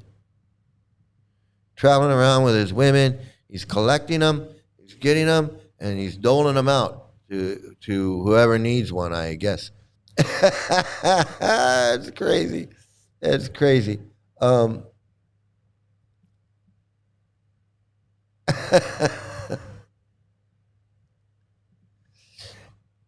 Amarendra Prabhu is a master's in electrical engineering from the University of Massachusetts and spiritually holds a Bhakti Shastri degree from Mayapur, but he's a clown for ISKCON. Yeah, these guys, that's how hard the brainwashing is. They can go to college and learn stuff and then deny and say, well, this is the material nature, it's the material energy, and it's all under the control of Krishna. And it just fuck all the shit they learn.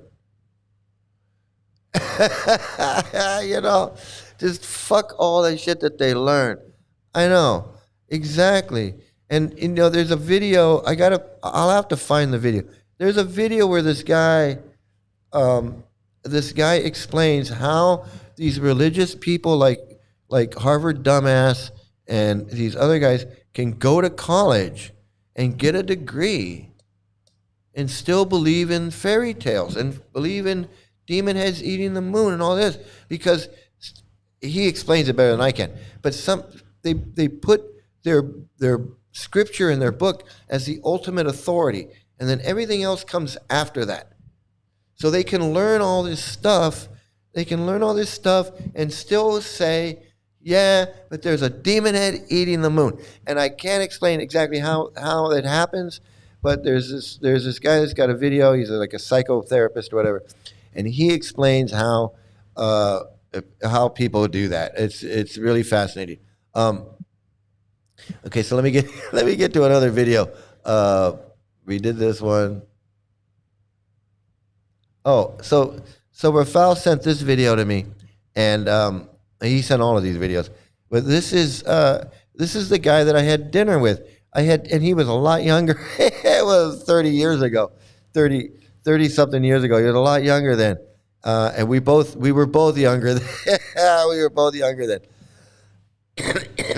So I guess he's about my age. So I guess I look like this too. But so here's this guy, and check this guy out. Hare Krishna, Abhiram Prabhu. Please accept my humble obeisances. Glory to Srila Prabhupada. So those are the two guys I had dinner with. Tamal Krishna. So I had dinner with Tamal Krishna. I had dinner with this Abhiram Das, because Abhiram was like Tamal's assistant. That was his servant, his assistant guy, his right hand man. He did everything. He did everything. He wasn't his cook, but he was everything. And so when Nishringananda and I had, he invited us to dinner in Tamal's room.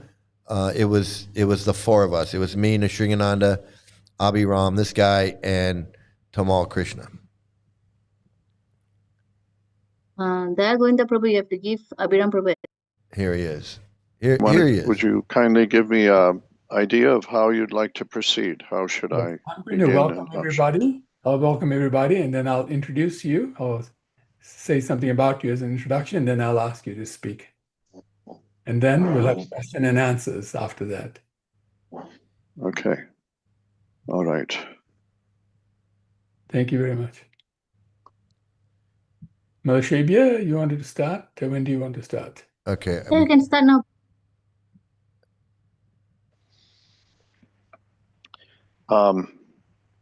So there's where we really welded our relationship together very tightly, because during that time of caring for Srila Prabhupada, we really became brothers in arms. That was a very, very intense, emotionally intense time. And there were times when we were just crying together in despair, sharing our despair. And then at times when Srila Prabhupada's health would seem to take a turn for the better, our hearts were leaping up to the ceiling. And so we were being bounced off the ceiling to the floor emotionally together. So this guy, I guess, evidently, this was in November of last year. So I guess now this guy he's making videos and talking about his memories of Tamal, as if, I guess, Tamal is his guru. I don't know if Abhiram is a disciple of Tamal, or if he's a disciple of Prabhupada. It's hard for me. I don't know. But evidently he's going to sit and talk about his time with Tamal, who he just didn't talk about his time with Tamal as if anybody cares, And like me sitting around talking about my time with Radha Kund. I mean, there might be one or two funny stories that I'll share with you guys about, like, how he gave me a hard time when I was sick. But it's not like I'm going to sit and talk about how great the guy was and he was this and he was that. And I'm going to sit there and talk for like an hour and a half about Radha Kunda, and basically that's what it is.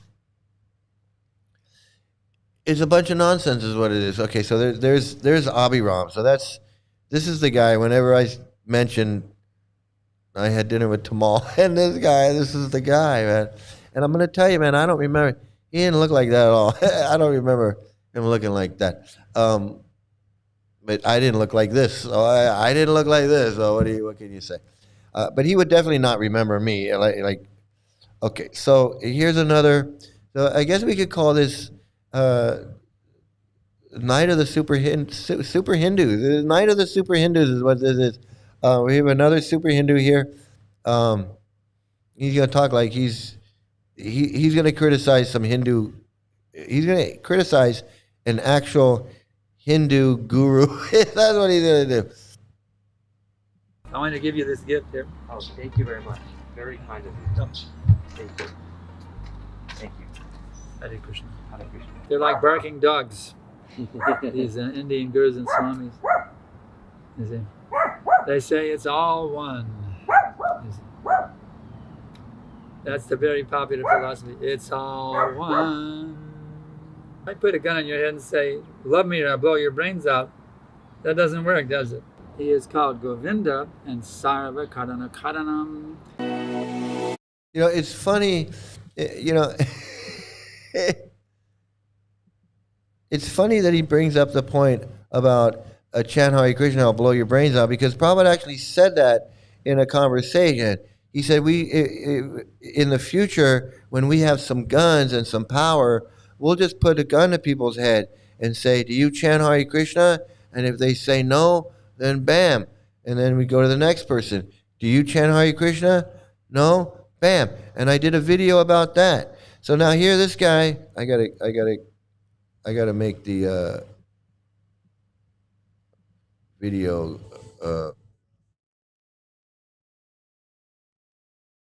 Here we go. Let's go back. Listen to it again. And he says it's like a joke, but actually, he says it like it's a joke, but Prabhupada actually said this, and Prabhupada wasn't joking.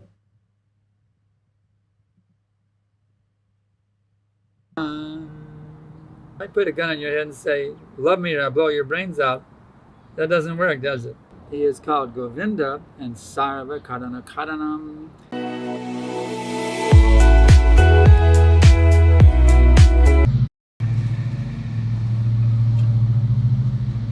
What is vibing? This is Vish, and I'm here with Ankarshan Dasarikari. Thank you for being here today. And today we'll be reacting to Sadhguru's video on Krishna. Do you mind telling us a little bit about yourself? Yes, I'm a spiritual seeker looking for how to bring about. First, I was a spiritual seeker. Actually, as a college student, I was very depressed, trying to figure out what my career would be, and nothing made any sense to me. He just can't answer who he is. He can't just say, hey, I'm a super Hindu. I'm a super Hindu. I'm a white super Hindu. I read Prabhupada's books. Prabhupada, he gave me this name. I shave my head. I follow these rules, and I'm a super Hindu. And I can preach about anything. And I'm smarter than all the Hindus. I'm smarter than all the Indians. I'm smarter than all the Hindus. Can't you see? I can sit here. I got the pose down. I got the pose down with my foot up here, and I got the flowers around my neck, and I got the beads, and I got the bullshit on my face, and I'm a super Hindu. Can't you tell? Can't you tell I'm a super Hindu? I'm white. I'm definitely white. So I decided to make my career just going to India and being a holy beggar. That was my career choice. Renounce the world. But then I realized if you renounce everything, then you have to renounce renunciation also. Oh my God, he was so wise. He was so wise. He was so wise that he said, I wanted to be renounced, but if I renounce everything, then I have to renounce renunciation. That was his realization. That was his realization. Why is my hair flying?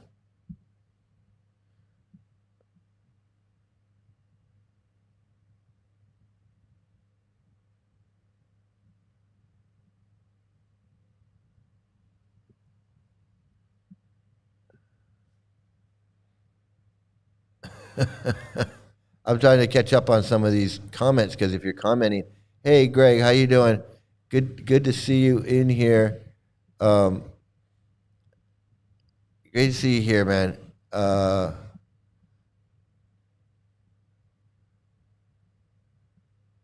Anyway, I can't keep up on that, but this guy had a revelation that if he wanted to be renounced, that he would have to renounce being renounced, and that made his head explode. He couldn't figure out how to be renounced he couldn't figure out how to be renounced, because to fully be renounced, he would have to to be fully renounced, he'd have to give up being renounced, and that makes no sense, because then he's back to square one where he's doing everything. So I don't know what to do. I don't know how to be renounced without how to I don't know how to be renounced without being renounced, because then I'd have to give up being renounced. I don't know. It's too much to think about. It's just too. I can't. So let me just sit here and pretend. Let me just sit here and pretend like I figured it out. You have to accept something transcendental. So then I felt there was some spiritual beings, highly advanced. Oh, so I realized I was smart enough. I was the only one smart enough. I was the only one smart enough to figure out that to renounce yes, absolutely, Rafal, you got it. He had to renounce his renunciation, absolutely, and he's right. He's absolutely right. If you want to be fully renounced, you have to renounce your renunciation. I mean, it only makes sense. So, but what does that mean? What is the meaning of that? And that's why I say it's all bullshit. What is the meaning of being renounced? What is the meaning of being renounced? And if you're renounced, then you got to give up being renounced. And giving up being renounced means you're not renounced. So there is no such thing. It's just it doesn't make sense. I know. ISKCON does teach that after the nuclear war, preaching will be more effective due to the people's despair and fear. That's called a death cult. That's called a death cult or an apocalyptic death cult. Yeah, that's ISKCON is constantly prayed for the world to fall apart badly so that they can push their propaganda. Yeah, that's why they're making their farm projects. That's why they got everybody out on a farm, because they're waiting for the world to end, and they're going to be like, hey, we got the farm. They think it's going to be like Mad Max. They think the end of the world, it's going to be Mad Max, and people are going to be roaming around and with nothing, and the only place where people are going to have food or anything going on is going to be a Hare Krishna farm. That's what they think. I mean, seriously, that's what they think. That's what they think, man. I know, and believe me, they want the end of the world to come so that they can finally, everything will be Krishna conscious. They think that that's going to be like a utopia. Everyone's going to be Krishna because there's going to be nobody left except us devotees, and we're going to all be working on a farm because we're going to be working hard on that farm to keep all the Mad Max people away. First of all, we got to keep all the Mad Max people away, and then we got to tend to the cows, and we got to grow the food. And it's fucking crazy. So they're praying for that, so that finally they can say, you see, we told you that the end of the world was coming, and we had these farms, and Varnashram was going to be the way to go. We told you, we warned you, you weren't listening. And then all the white Hindus can take over, because all the white Hindus are going to know. The white Hindus are going to know what to do. So there you go. That's what they believe. That's what they believe. Okay, now here you go. This is a good one. So this is what happens. This is what happens when a fake ISKCON guru. This is what happens when a fake ISKCON guru meets a real guru. A guru that people actually want to meet, right? Not a guru that brings his own 500 women with him. This is a guru that people actually want to go. They're like, oh, this Bhageshwar Maharaj is coming. I want to see this guy. This is too funny. I laughed when I saw this. I laughed when I saw this.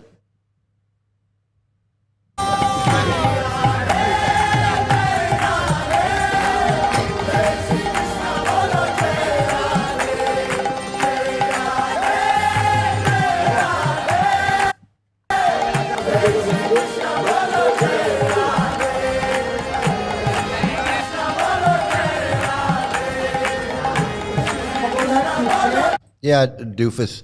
This is this is doofus. Indrayumna Swami. It is Indrayumna Swami. He thinks everybody's there to see him. Ain't nobody there to see him. They're there to see the other guy. They're there to see the other guy.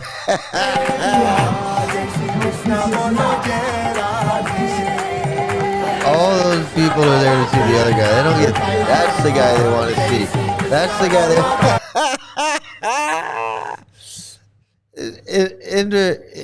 the ISKCON guy. The ISKCON guy. He wishes they were there for him. He wishes that they were there to see him. They are so not there. It's. I think it's hilarious. I think it is so funny. It proves this shit is bullshit, just like their founding. It is such bullshit. It is such bullshit that I can't believe that they still get away with it. It's like Paz was saying last night. He's like, I can't believe that people are joining this thing every day. New people are joining this thing, and they are. New people are joining this thing every day. We were smart. We are smart. We're glad we got out. We're helping people. We're getting together. We're showing people that you can have a life when you get out of this cult. You can have a life. We have a life. We're happy. We're happy. We're normal people. We're getting on with our lives, and we're not messed up with this foolishness anymore. It's nonsense. It's not only nonsense. It's not only nonsense. It's harmful. It harms people. It actively harms people, and not just sexual assault or child abuse, but trauma by PTSD, spiritual blackmail. I mean, these people when they're worshiping these guys, they're worshiping like this guy, like this idiot. I swear, I just can't get it. Like this idiot. You know, there's so many people.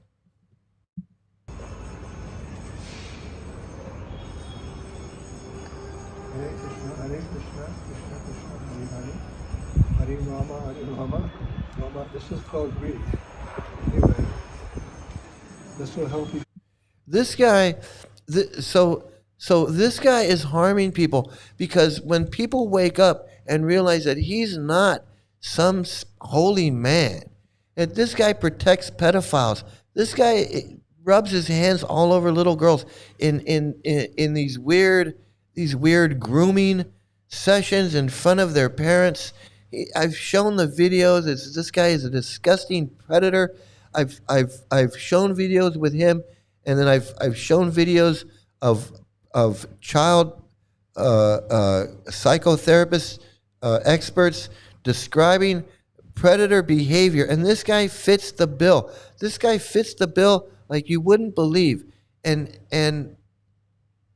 people worship this guy like he's a god. They worship him like he's a god, and Rafal knows this guy. Rafal used to be his assistant or his servant, and Rafal knows that this guy is a piece of shit. Rafal knows.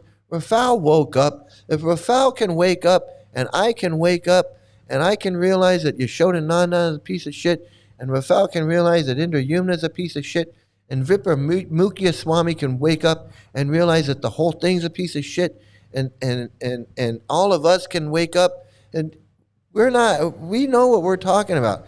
And when these other people wake up and realize that this guy and the guy that swims in the river and the guy that's marching across the country and the guy that does this and the guy that, when they realize that these guys are nothing but a bunch of scammers, and then they got to deal with the trauma that we dealt with, the same trauma that we've dealt with, the same trauma that I dealt with, giving up 20 years of my life in this friggin' cult. 20 years of my life, Rafal giving up however many years, 10, 15, 20, 30 years, whatever he gave up. Eliana giving up dozens of years or whatever. All of us. Whether we were sexually abused or physically abused, or we had death threats, or we had whatever, we've all suffered abuse from this cult, one way or another. Nobody gets out of this cult without suffering abuse. And I've shown you those videos too. I've shown videos of people that have left that were not abused like sexually or physically, but they have trauma and you can see it and they talk about it. The trauma just from being in it, just from worshiping this guy, thinking that this guy is some kind of God. Like he's some kind of God and everything he does is perfect and this and that and all of these crazy stories that they have. When these people wake up and realize that they've been scamming, what to speak of the money? Well, it's like the I forget who it is, Jeff or Tim, or Travis. Somebody said that their grandmother or there's someone gave their house to their guru that's donated their house, and now that person is homeless. It's struggling to pay their rent, struggling to do whatever. And they gave their house to their guru. And they're not getting that house back. And that's just one example. That's just one example. There's millions of examples. There's hundreds of Dagmars and hundreds of kids, thousands of kids that were abused. And people like me, there's a lot of people like me that gave 20 years as a Ritvik or as this or as that, and then they come out and they're like, hey, my life is almost over. I joined when I was 30 and I'm 65 now. That's why I say like some of these guys, like this guy's 75, 80, about to be 80 years old. I mean, you might as well just stay in it. Stay in it and feed some monkeys. You might as well just stay in and feed some goddamn monkeys. But you're still a predator and you're still abusing people. But I mean, what the fuck are you gonna do now? You're old as shit and you can't do nothing. Just scamming people. He's probably got a bank account, so you could probably just go away and fade away. That'd be the honorable thing to do. I say. That'd be an honorable thing to do.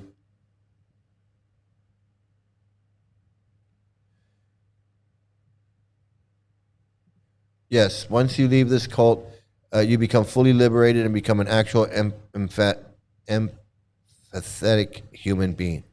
Absolutely. You stop telling people that it's their karma. And you actually care about people. You don't think of everybody as a demon.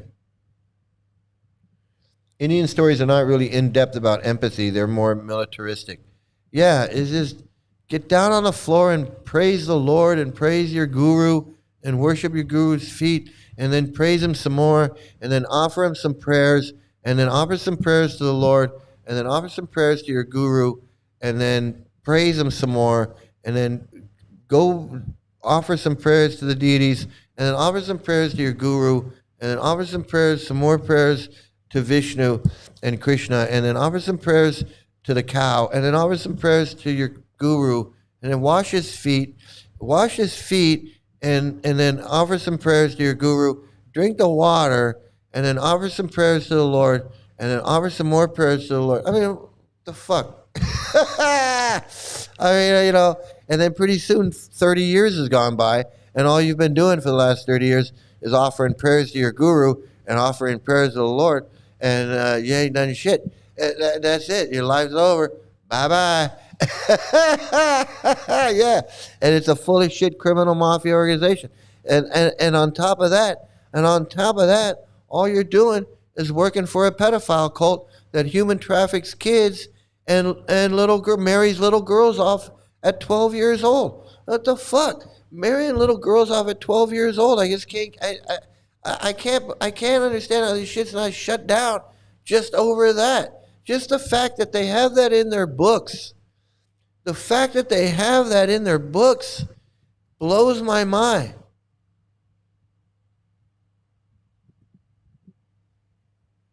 What to speak of all the other shit? What to speak of all the other shit, man?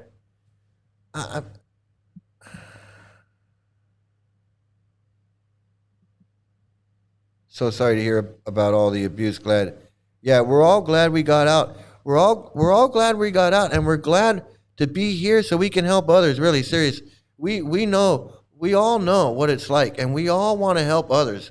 And like, I got a lot of viewers watching right now, and I know there's Hare Krishnas that are watching, and I'm hoping that some of them are going to hear the truth and will, and will make their way out. I really do. I hope that they, and anybody out there, you can contact me, or you can contact, I'm sure anybody in the chat, if you want to reach out to anybody in the chat, they'd be more than happy to correspond with you. If you wanted to ask questions about getting out or anything, I'm sure I would. I'll correspond with you, and anybody else. I'm sure that anybody, maybe one or two, maybe Fake Human doesn't want to talk to anybody. But other than that, I think just about anybody would. And you can visit me at itsmikesandoval.com, and you can contact me there as well. My email there. ISKCON is a personality cult. It's definitely got the charismatic cult leaders, and even if they're not that charismatic, they're still cult leaders because they're working on the mission. They're working on the mission, the mission of getting the books, distributing the books. So it doesn't really matter who the guru is, which guru, that guru, as long as those books are getting, out there. Let's see what else we got. I want to get a couple more. So this guy's back, is still making videos. This racist, woman-hating, guy wanted to make fun of me, and my daughter, and our experience. Oh, well, thank you. I appreciate it. Thank you very much. I really appreciate it, because when you're 65, I'll be 65 this year, so I shouldn't be pushing it. But when you're 65, you really you want all the you want all the compliments you can get. Let me tell you. So thank you. So let me see. I really want to know what is this? 8 to 9 years. 5 years as a personal assistant. I was pushing high to be recognized. I had a feeling there were secrets being hidden. I knew it. Once I saw it from above, I know I must go. Yeah, I think that's how it was for me. When I think back on it, because I think back on when the shit hit the fan until when I actually left, like the day that I left. And that there was a lot of time in between. So it was a lot of in the going on in the mind, like is it how bad is it? How deep is it? How real is it? How just a lot, and like coming to grips with it, and facing it and accepting it. It took time, and it was. Yeah, it is. All of us are right, and it's nice to have like-minded people on here. I appreciate it. It wouldn't be the same without you guys. Absolutely, man. I really, absolutely. It's great, and it's. Has the whole world gone crazy? Am I the only one around here who gives a shit about the rules? I got some more videos, man. The guy sends in a lot of videos. Still got some time. I want to do a couple more videos. So this guy, he's back. He's making his videos, and like I said, he's like this guy's really crazy. Here we go. If you're a warrior, then stay a warrior. If you're a worker, stay a worker. If you're a student, remain a student. Just hear about Krishna, right? Just add Krishna into your life. So coming back to this quote from 76, where Prabhupada says, no, there are many communities, grihasta, in our Hare Krishna movement. We don't say, in other words, we don't say that you have to change your dress. And you know what? Here, Prabhupada's actually bluffing. I mean, with all due respect to my spiritual grandfather, Prabhupada is, and that's why I said at the beginning, Prabhupada that was his dream. That was his dream. So let me just say this. So not only do these white guys think that they're like these super Hindus and they know Hinduism better than anybody. This guy actually thinks he knows Prabhupada better than anybody.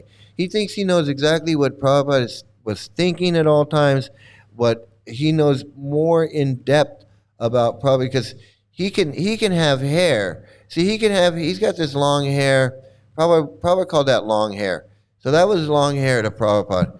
And Prabhupada makes it clear. Prabhupada makes it clear in that conversation.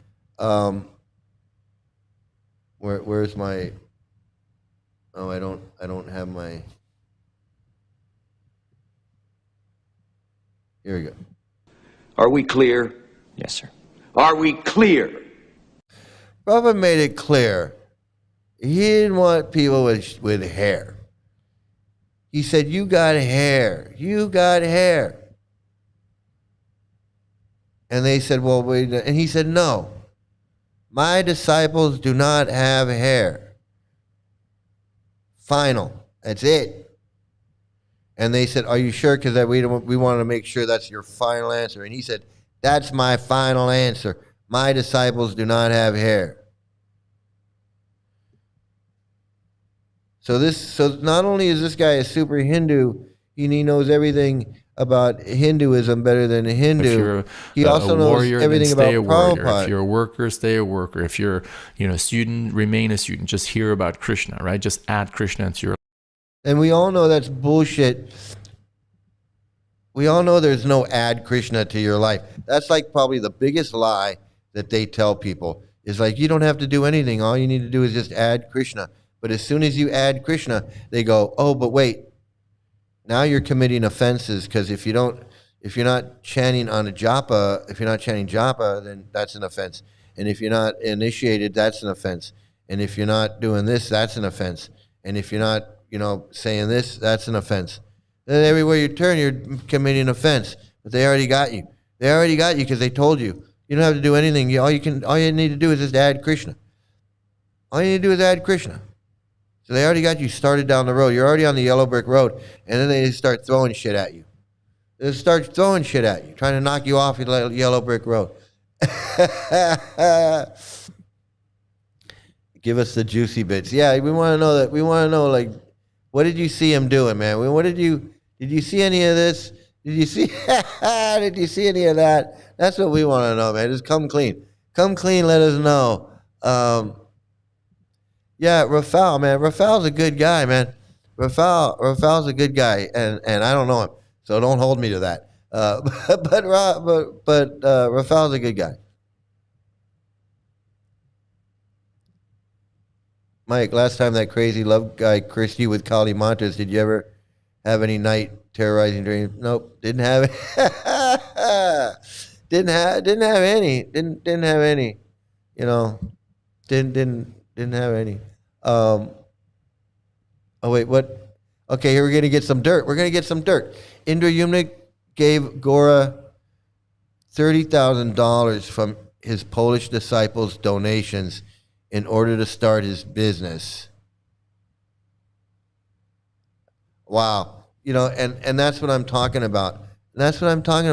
Did he tell his disciples, "Hey, I'm going to use that money to start give it to my son to start a business"? See, this is like no different than that swimmer pod going, I'm raising money so I can go swim in the river, but what I'm going to do is I'm going to print some books. So I'm raising money to print to swim in the river, because swimming in the river is going to print somehow I'm going to because I swim, I'm a swim, and somehow when I come out of the water, I'm going to have cases of books. I'm going to have all these books. I'm going to swim with books. I don't know how. I don't know what this fucking swimming has to do with printing books in Arabic or whatever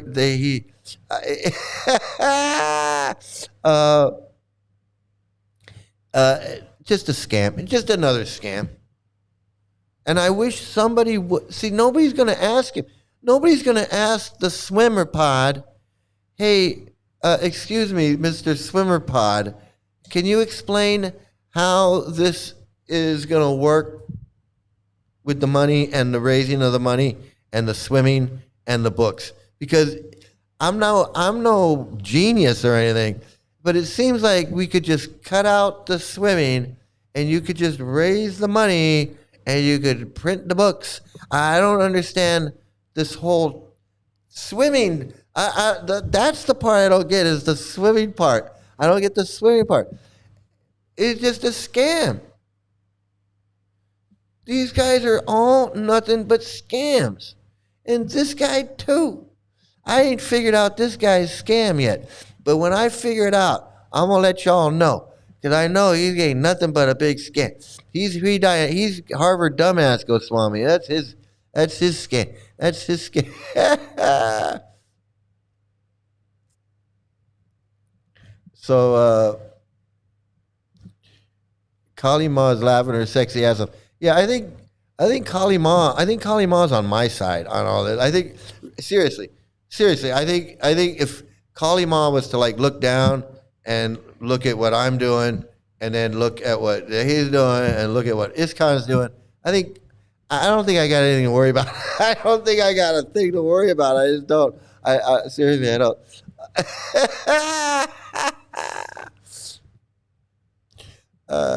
Kali Ma, not many are really capable of working with her properly. Mostly they threatening only. Yeah, I don't think I got anything to worry about with Kali Ma.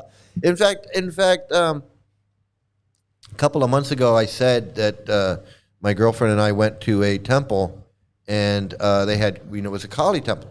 It was a Mahakali temple, and we went there, and it was different, okay.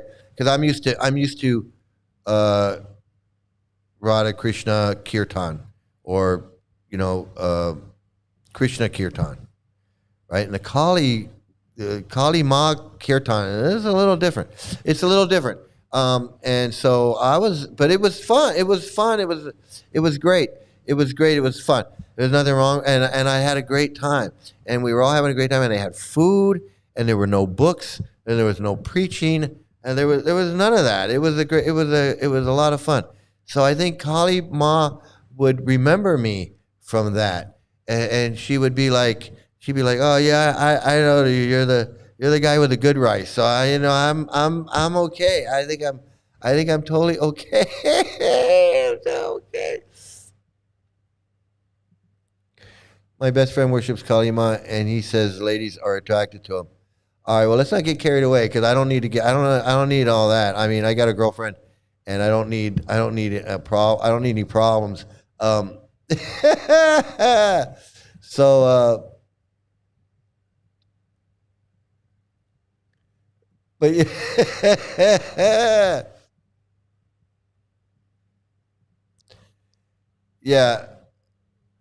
yeah, Queen of Karma. Yeah, if you don't want to reach out to me, you don't feel comfortable reaching out to me because maybe I'm too rough around the edges, you can reach out to Queen of Karma. She'll or like I said, anybody in here really. I'm sure anybody in here would not turn you away. I don't think anybody would turn you away. Maybe, like I said, maybe fake human. I don't know, but yeah, I think. And of course, and they pay, and of course they pay no taxes. They pay no taxes on that, the donations. So you see how that works. So he can get donations. He's got this bank account. He got like this slush fund, and his kid needs $30,000 to start a business in Jaipur. Which he can start a pretty good business in Jaipur with $30,000. You can start a business, a tablecloth business in Jaipur or whatever. And rather than go to the bank and get a loan from the bank, he can just get a loan from his dad, a loan from the donations, and then he can pay his dad back without any. If his dad wants the money back, he can pay his dad back with no interest. He's like, here's your $30,000 back. In fact, he could probably use that $30,000 to go get a bank loan, pay the $30,000 back, and then still have money to finance his business. If he wanted to do that, I mean, there's a lot of things he could do with that 30,000, and it's that's what it is. Who is this? I disagree with this person completely. Yeah, what do you disagree with? Tell me what you disagree with. Let's get to the bottom of it. Let's get to the bottom of it. What do you disagree with? You want to say something, and you want to. Has the whole world gone crazy? Am I the only one around here who gives a shit about the rules? So you come in here and you say, I disagree with this person completely. All right, so what do you disagree with? Are you still here? What do you disagree with?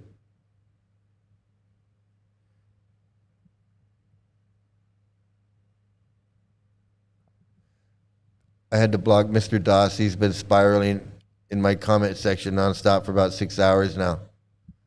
Yeah, well, he can come in here. He can come in here and get a taste if he wants.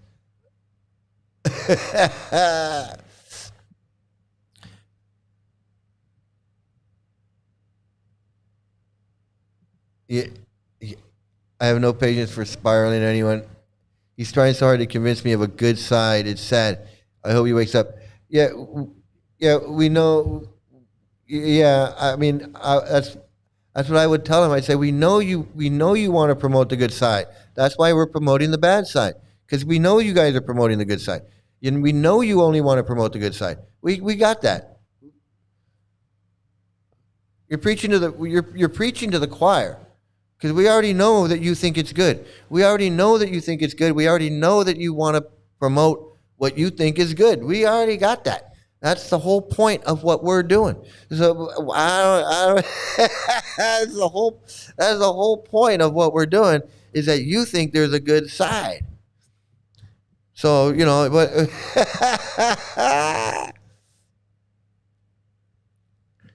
yeah, there's no good side. There's no good side about it, but we understand that he thinks there's a good side. And since you think there's a good side, let us talk about he agrees that there's a bad side. He says there's a good side and a bad side, but he just doesn't want anyone to talk about the bad side. And he says that we're biased. No, you're biased. You only want to talk about the good side. And there is no good side. So you're the one that's biased. You recognize that there's a bad side, but you don't want to talk about it. See, that's the point. That's the point, is he recognizes that there's bad shit. But he says, don't talk about the bad shit. Only talk about the good shit. Just like that other person was saying, that you're giving ISKCON a bad name. Well, it is a bad name. It's not that we're giving it a bad name. It has a bad name. That's what it is. So where'd that person go?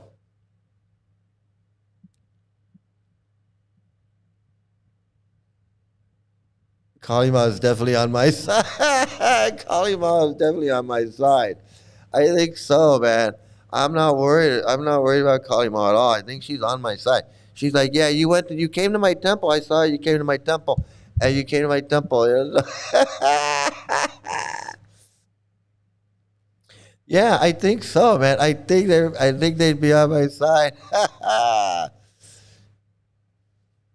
$30,000 in Jaipur business. $30,000 is like $1 million in Jaipur.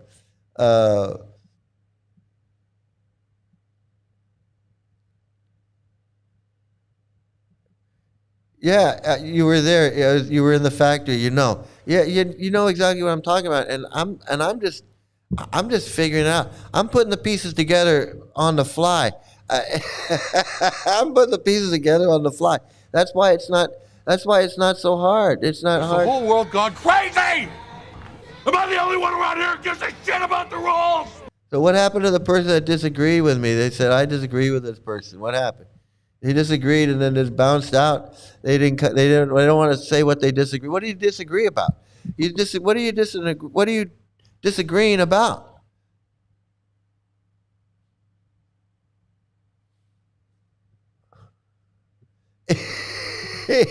they act like outsiders are in control of their reputation. And I'm like, well, no, but we do speak the full truth. Yeah, I know. It's like we can control their bad name. We can't control their bad name. That's like we say, think of something good, like something that's 100% good, right? Like March of Dimes or, Children's Hospital, the Shriners Children's Hospital, March of Dimes, right? And then you go, well, you only want to talk about the good side or the bad side. Well, it's the March of Dimes. It's like we say, I'm going to give March of Dimes a bad name. I can't do that. I don't have the power to do that. Too many people like March of Dimes. Too many people like. I can't give it. I can't give March of Dimes a bad name. March of Dimes has to give themselves a bad name, like the Boy Scouts. The Boy Scouts had a scandal and gave themselves a bad name. It wasn't anybody on the outside. It was the Boy Scouts that did, the Boy Scouts that did that. Sex is not allowed in Hinduism. Well, if you believe that, if that's a fact, then I don't know why anybody would want to be a Hindu. And actually, Hinduism would just fade away in like one generation, because Hindus would not be having sex, and there would be no little Hindu kids. So I don't I don't understand that one.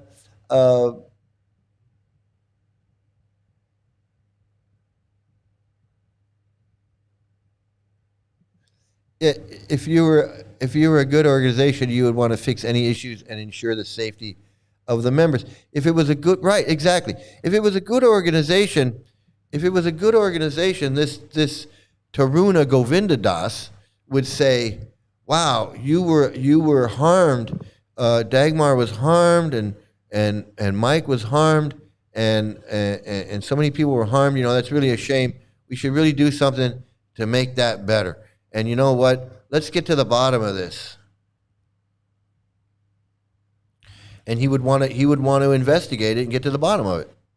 If he really wanted to do something, if he really cared about it, he'd say, "Man, I can't have these people on the internet talking shit. What happened? Who harmed you and how? And let me fix this seriously. Not like Leela Manjari. Oh, I'm going to stay in it so I can fix it. And then, but I'm not doing anything. I don't even go to the temple. She says, I don't go to the temple. I don't talk to devotees, but I'm going to fix ISKCON. Okay, yeah.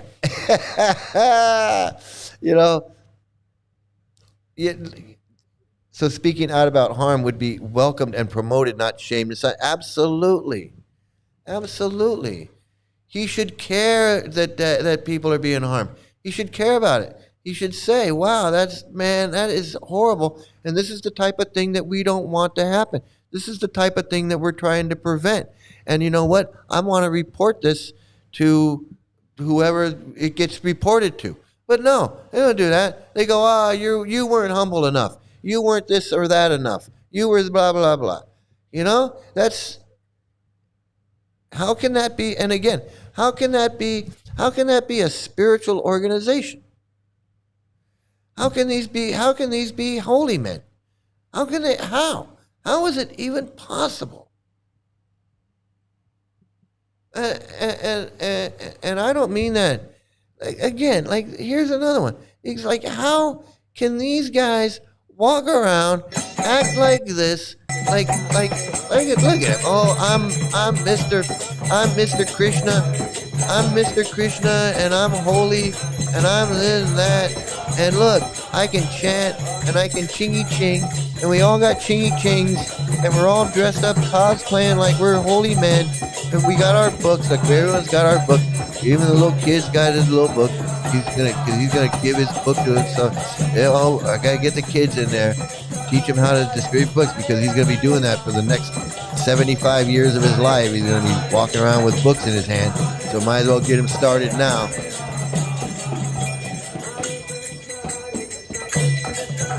And they think they're holy. They think they're doing something holy, and yet someone like Dagmar tells her story, or someone like me tells my story, and all they want to do is just weaponize our abuse, weaponize our story.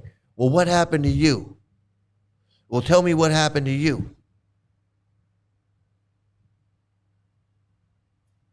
What happened to you? What's your story?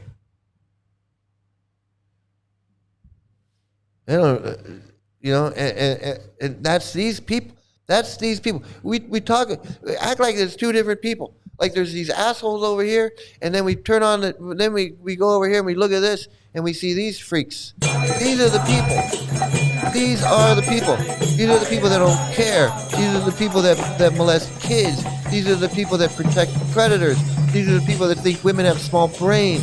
These are the people that want to marry 12-year-old girls off. Those are the people. That's them.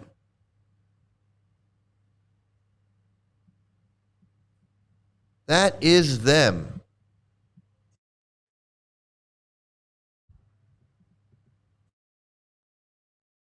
These are the women that don't care. All these little kids in there, and it's like, well, we protect our kids. You don't protect your kids. You don't give a fuck about your kids.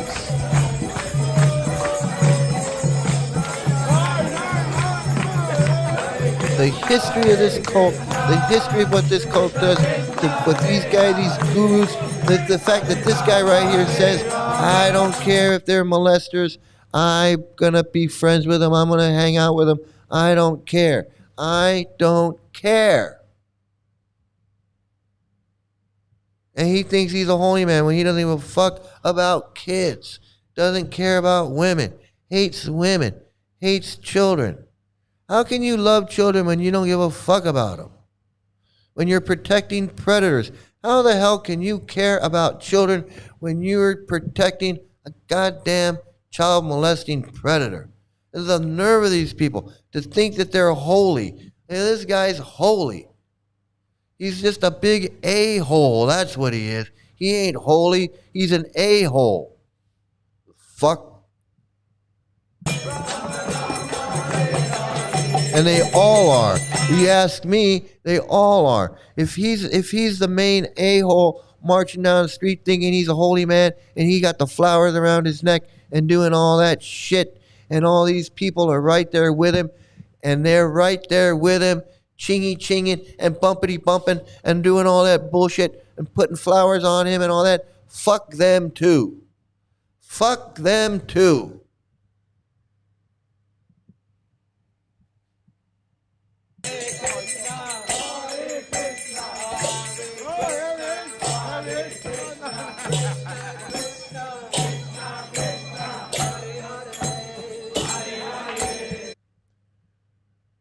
They're victims, but they're perpetrators. And I've gone over that conundrum many times. They're perpetrators and they're victims. First, they were victims. But then as soon as they learn the truth about the abuse and all that, and they decide to stay in and walk around and follow this piece of shit around and glorify him like he's some kind of god, now they're perpetrators. And I'm sorry, but that's it. They're perpetrators.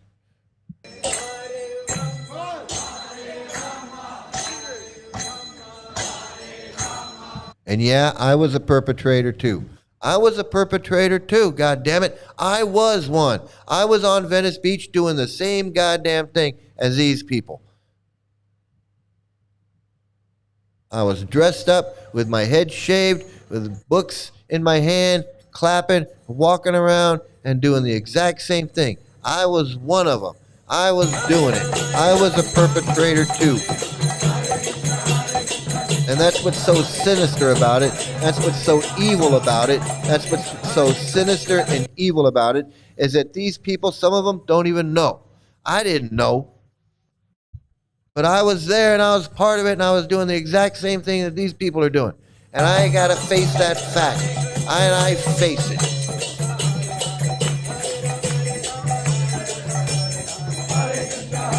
Not happy about it, but I face it, and it's something that I got to live with. And I got to get over it, and I'm trying to get over it. But I was one of these freaks.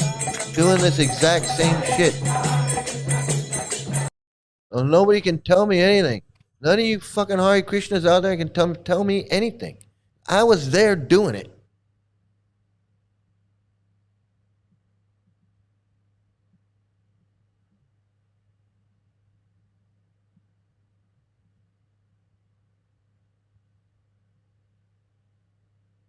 So, oh, here we go again. What is this now? ISKCON is not an actual Hindu organization. That's why they allow sex. Real Hinduism doesn't allow. You know what? I don't know. First of all, ISKCON is a Hindu organization. It's a Hindu cult, okay? A Thami bull. ISKCON is a Hindu cult. It's a cult based on Hindu scriptures, okay? And they don't allow sex, but people do have sex because it's all a bunch of bullshit, okay? Sorry, that's it. That's all I'm going to say about that.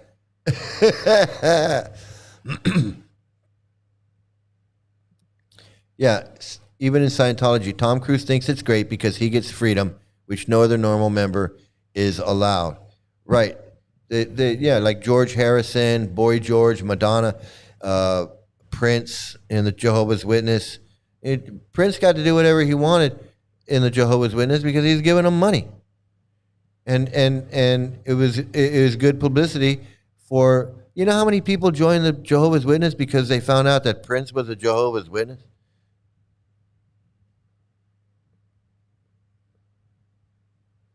Yeah, he wants to be part of the party and he doesn't know how. That's all. Yeah, we don't care about Hinduism here. You're in the wrong place. Hey, how you doing, man? Glad to see you. Glad to see you came back, man. Trying to get caught up on these comments. Yeah.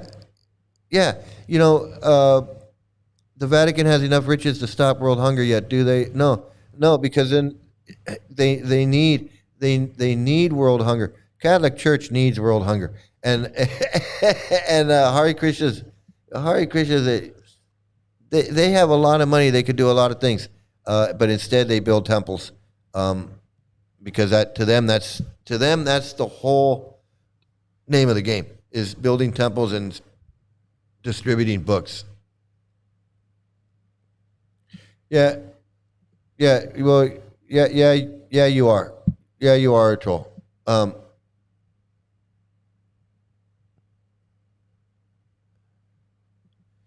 No, you can respectfully shut the fuck, get your brain out of your ass. Yeah, I agree with you. I agree. You know, he's trying to participate, but doesn't know how. And I'm getting behind on the comments, and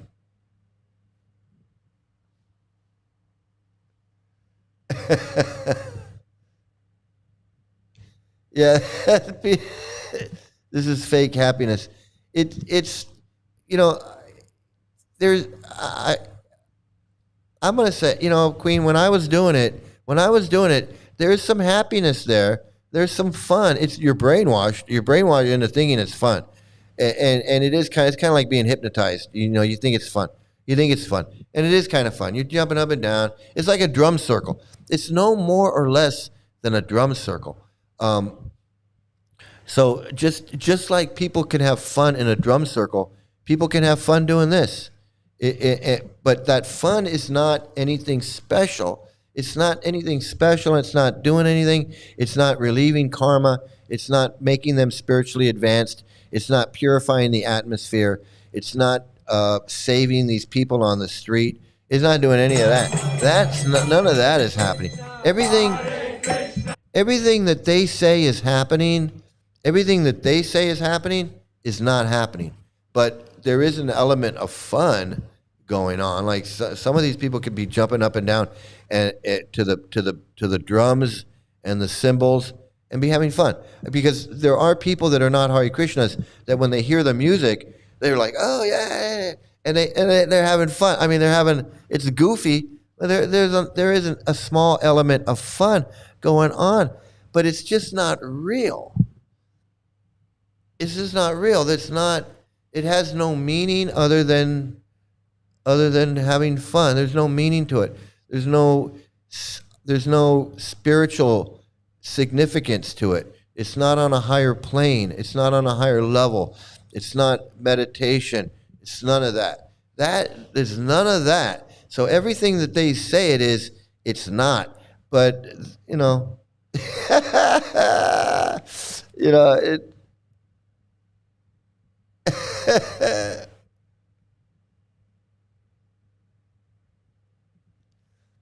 Lays and chant looks cool. I look good in orange outside. Yeah, well, plus the buck. You don't see the bucks. You don't see the bucks. You do see if you do notice, you'll see the books. So each book equals like $10. So you do see the books out there, and you know where that money's going, right? You know who get. Okay, I'll tell you that. So you see all these books here. You see all these books down here. This guy's got a bunch of books. This other guy's got a bunch of books over here. A bunch of people have books. This lady over here in the back, she's got some books in her hand. So they're definitely selling books. This guy's got some books over here. So they're definitely selling books. And I'm gonna give you one guess as to where you think that money is gonna go. Which person in this crowd is getting that money for those books? Let me see if you can find Waldo. You see if you can find Waldo. If pick and guess. See if you can guess which one. See if you can guess which one is getting the money. See which one you think is getting the money. Yep, that's right. It's the one that's knocking on death's door. He's the beneficiary of this whole thing. He's the one getting all the money.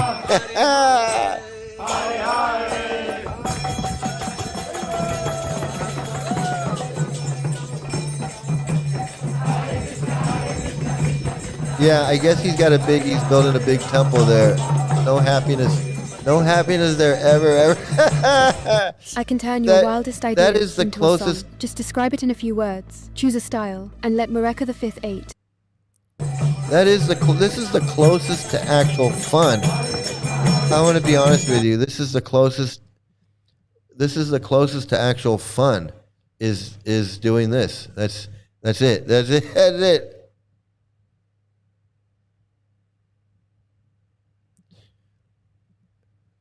Brother, I read the room conversation of Prabhupada in 1977. He says 19 and 12 is a nice combo.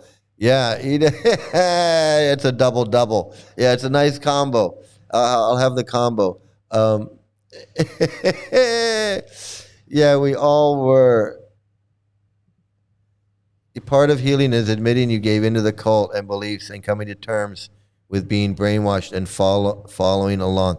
It's hard, but necessary. Yeah, I don't make any excuses for it. You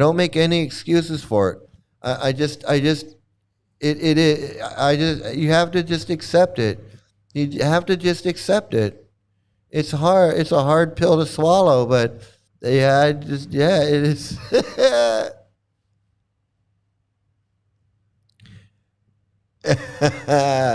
So,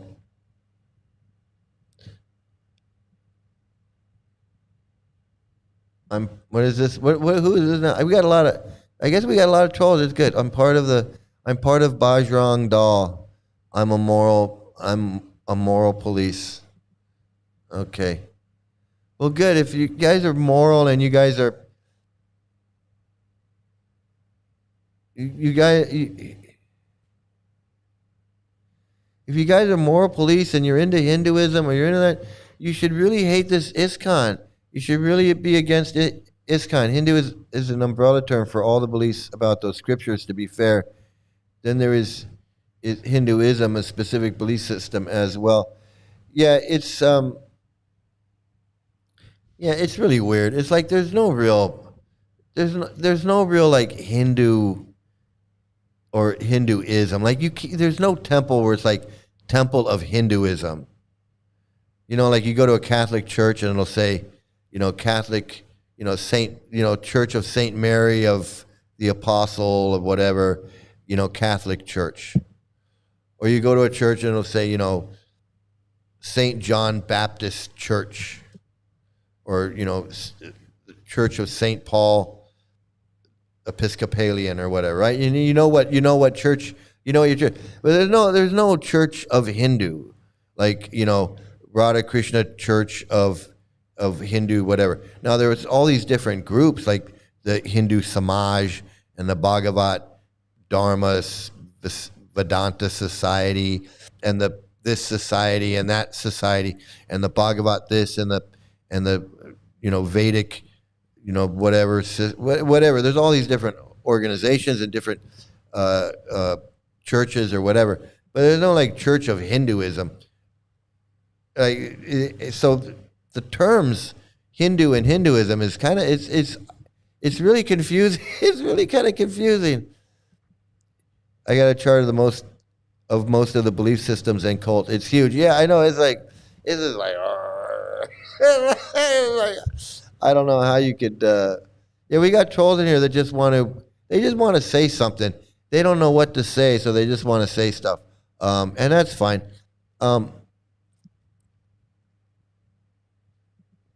Guys, just be a normal human being. Yeah, I know. Just be a normal human being.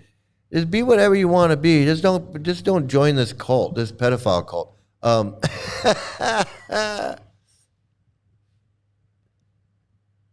Yeah, so it's great to see a lot of trolls in here because Hinduism is actually nice. Yeah, but if you go to India and you go to there'll be a temple, right? There'll be like in Vrindavan, there's the Gopishwar Mahadev temple, right? A little Shiva temple. I don't know. It doesn't say Hindu temple on it. It's just the Gopishwar Mahadev temple. And Hindus go there, and the priest is a Hindu, probably a Vaishnava. I don't know. And then you go down the street, and there's a Ganesh temple, right? With Ganesh or Hanuman temple. It doesn't say Church of Hinduism or Hindu church. It just says it's just whoever church. It's just that whoever temple. That's their temple. It's kind of it's a different kind of situation.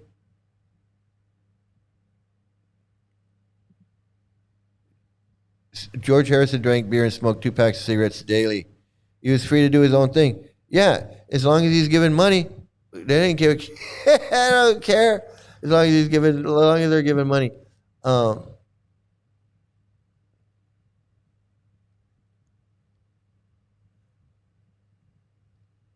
so I'm excited to have all these trolls in here. It means the popularity is up. People want to know what's going on. More people are coming in to see what we're doing in here, and so I think that's actually kind of good. It shows that the videos are getting out, word is getting out, and people are seeing them. So I think it's great. I think it's really great. And I think a lot of the trolls that come in here, and they don't know what to say, they don't know what to talk about, they don't know what to say, and so they're going to just say, they're going to say whatever just to stir the pot. Yes, books, tons of books. Some of them aren't even dancing their way. Yeah, they have specific. Yeah, Queen. They have specific book people that just do books. So when the party's out, there you have the singer, and then you have the instrument players, the guys that are playing the instruments. You got the singer, and then you got the dancers, and the people that sing, and then you got your book people, like your salesmen. Yeah, so it's definitely there's definitely a method to the madness. There's definitely a method to the madness. And then let's see our next video. What next? Oh, so here you go. It wouldn't be ISKCON without little girls, right? You got to have little girls because we got to preach and show the world that we got little girls, man. We groom our girls. We groom them. They will be ready by the age of 12. By the age of 12, our little girls will be ready. See, we got a couple ready that are ready,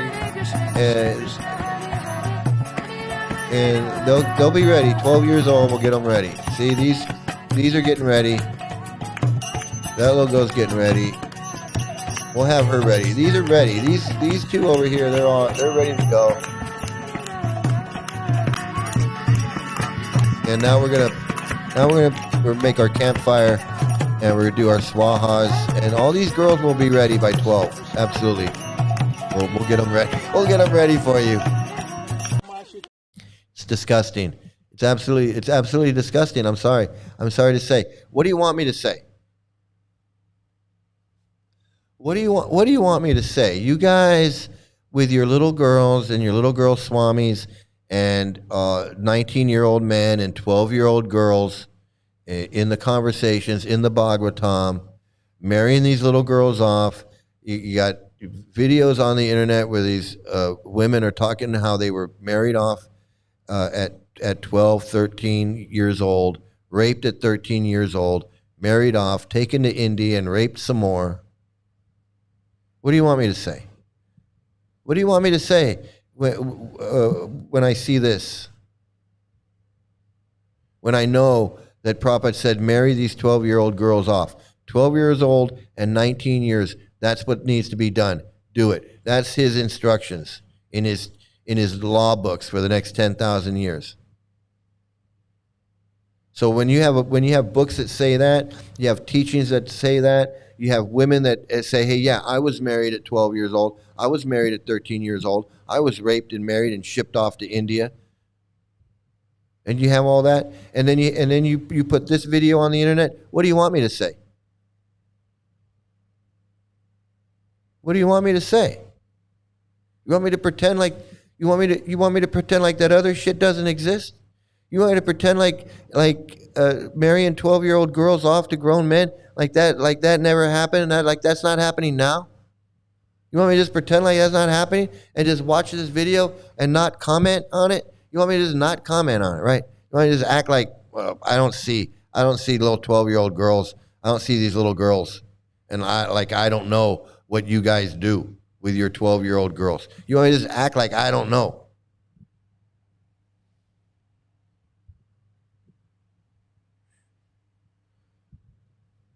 Any little girl, any girl in this movement, and she reaches 12, 13 years old, chances are she's been molested.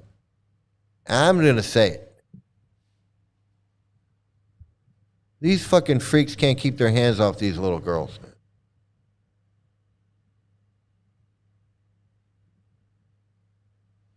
And these trolls don't want to talk about that.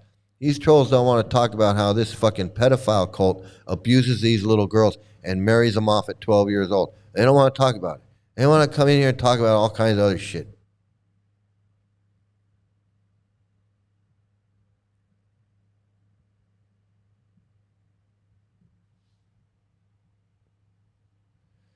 It's crazy. It's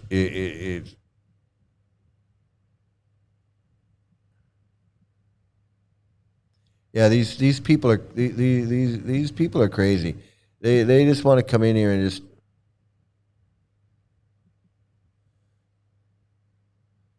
No, my daughter was born before I joined, and her mother was not. Her mother had nothing to do with it. Nothing to do with it.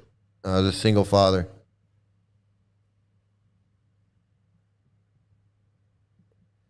I think you have to have morals to police them. Yeah, these moral police. It's crazy. Like, whose morals? Like Prabhupada's morals was like, you can't eat chocolate, you can't drink coffee.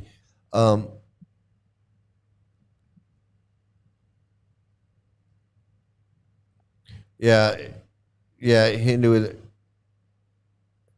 Just replace church with mandir. Yeah. So, I want to read every single comment and comment on every single thing. Yeah, I don't know why these people think that they're going to come in here. Basically, what they're doing is they're screwing it up because I can't see the comments that I want to see because there's all these bogus comments. So, okay, I'm going to move on to the next video. So that was the little girl video, and I like ranting on that because I don't think there's enough focus on this cult and how they abuse little girls and how they want to marry them off and how Prabhupada said, marry off the little girls. It's just not enough. There's not enough focus on that. And Prabhupada says it. He says women are having too many kids, unwanted kids. And the reason is because women are out of control. They have too much freedom. And the way that you control women is you marry them off at 12 years old. That's what he wants. That's how he wants to have the world. That's his view. And I know it. I know it. I've read it. It's in his books. Women are the problem. If women are out of control, they're the problem. They have small brains. They like to be raped. They're 9 times lustier than men. They act like little children. You can't trust them. You can smack them around to keep them in line. That's what he thought of women. And the way you control women is you marry them off at 12 years old. 12, 13, 14. You marry them off to a grown man. That's what this fucker wants to do with all these little girls.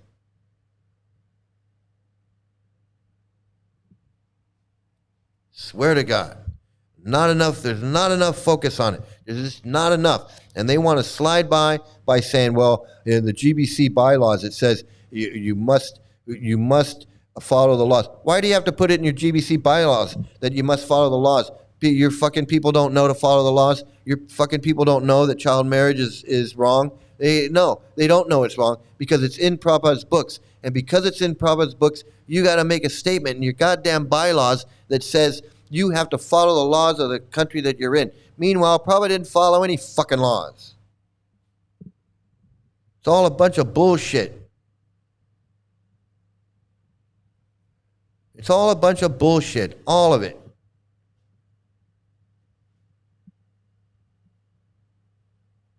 I know. Poor babies, poor kids. It's horrible. I know they're gonna swaha their way. They're gonna swaha their way right into a marriage, man. It's why cults target children because children don't know what's going on. That's it. It's exactly why you think they do, because children don't know what's going on. A lot of adults don't know what's going on, but But children definitely don't know what's going on. They just don't know. Children don't even know what brainwashing is. You got little kids, they don't even know what brainwashing is. They don't know what indoctrination is. In America, we said the Pledge of Allegiance. Some of us started saying it at 4 years old. When we went to kindergarten, 4 or 5 years old, we said it all the way through high school. When I was in junior high school, I was like, I don't have to say this. I have rights. I was the same guy I am today. I was like, I have rights. I don't have to say this. You can't make me say this. I have freedom of speech and freedom of whatever. And but kids are being indoctrinated to say the Pledge of Allegiance, and we don't even know what we're saying. We're just like, I pledge allegiance to the flag of the United States of America and to the republic. I can even remember it now because I said it a million fucking times as a little kid. And that's the same thing. We didn't even know that we were being indoctrinated into to be a good little U.S. citizen, to respect the flag and the republic for which it stands, one nation, under God, the whole thing. And little kids, we didn't know. We had no idea what was going on. We're just, that's it. And as adults, and you see adults doing the same thing. I go to a ball game and we're going to say the national anthem. And everybody stands up. And they've been indoctrinated since they were a kid to do that. This is it. They're the easiest to manipulate. You don't even have to manipulate them because they don't know what's going on. So there's really no manipulation. You just say, "Here, take these books and go sell them," and they're like, "Okay." There's no manipulation. You don't have to gaslight them or play tricks. You just tell them, "Hey, carry these books. We're gonna go out. We're going to Venice Beach." Like my daughter. Come on, we're going to Venice Beach. Okay. We're going to Venice Beach.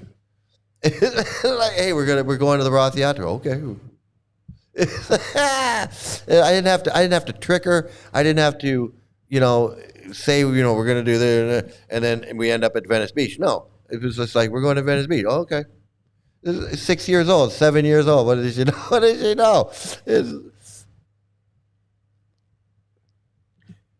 Why don't they study real Hinduism instead of this shit? Okay, I'll explain that to you. The reason why is because there's nobody out trying to brainwash people into studying real Hinduism. The only people that are out trying to brainwash people are trying to brainwash people into a cult.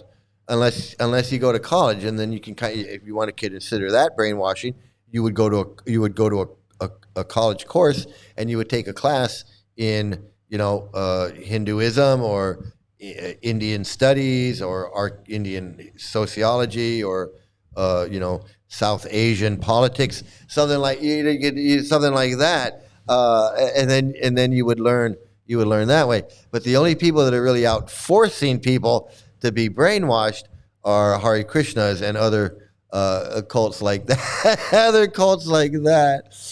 Yeah, justice for little girls, man. I'm telling you, justice for little girls. They strip you of your emotions and teach you to be robotic. Free labor. Exploit that labor, man. Exploit that labor. What do we got? Sad thing is, if those little girls get married at 12 or 14 and then leave later, they will probably never have a mentally healthy sex life as older adults. Yeah, they're screwed up. And a lot of these girls, a lot of women in the cult, a lot of grown women that grew up in the cult as little girls they say, I was told I was going to be married at 12 years old. I was told I was going to I was going to get married. And they prepare them for it. That's why you can't tell me. I've read too much. I've done too much research, and I've read and watched videos of women from this cult who were trafficked. And if they weren't trafficked, they were groomed to be trafficked. And I've read stories from women who said, people have approached me about my daughter, wanting to marry my daughter off to a grown man. It's disgusting. And I read this on a webpage where nobody gave a shit. It was just like another story. I was like, what the fuck?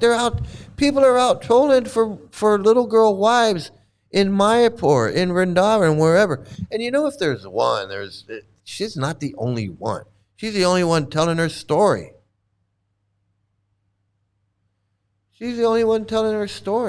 Just like I'm on here telling my story, and we're doing this, and I'm doing this, but I'm the only one that's doing it. There's a lot of us. There could be hundreds of mics on here doing this, if not thousands.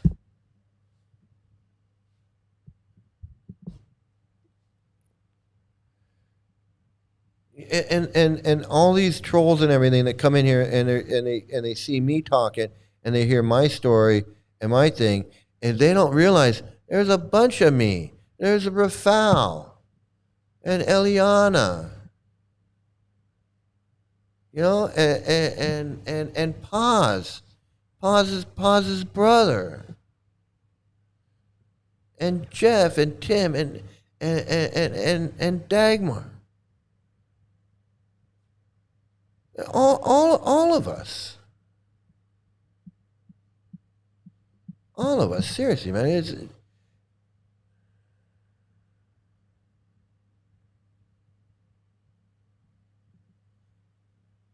My question is, your daughter fine now? Sorry if I asked back. No, she's fine. She's here. She was here earlier. I don't know if she's still in the group. She was here earlier, so you can ask her. She was here. She was in here earlier. Yes, absolutely, Queen, which is why when you deny one experience, you're actually denying thousands. They're denying all of them. You deny one, you're denying every single one.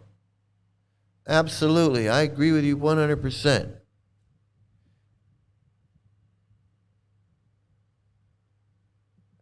What do people think about Chaitanya? Is he the cult establisher?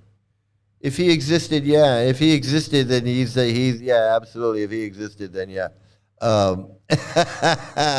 So we've gone a long time. I'm gonna go one more, maybe a few more videos, and then I'm gonna call it a night because it's late for me. But I want to get through a few more videos because Rafal sends these videos, and I got to get to them. I got to get to these videos, man. I do. Okay, start. Thank you. Yes. So this we mentioned yesterday that there are 5 topics.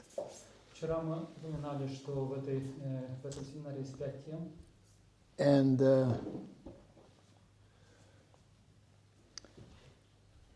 yesterday we looked at the first topic regarding a deep understanding of Varnashrama in light of Srila Prabhupada's teachings. A deep understanding. So he wants to talk about a deep understanding of Prabhupada's Varnashram system that he wanted. This system of farms and Varn. Basically, it's the caste system. It's basically the caste system, and that's what he wanted. That's what he wanted. Chaitanya Mahaprabhu liked to dress up like a woman and imagine Krishna is sexing him. That's what I believe. That's my belief. Absolutely, that's my belief.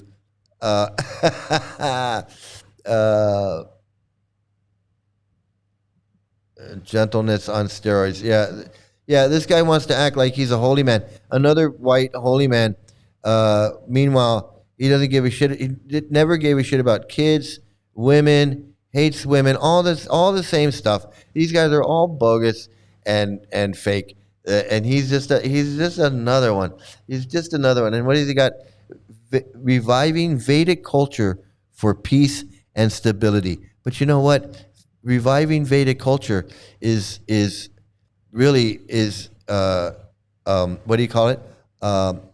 Woman hating. It's sexist. It's racist. It's child marriage. It's all of those things. That's what reviving a Vedic culture is.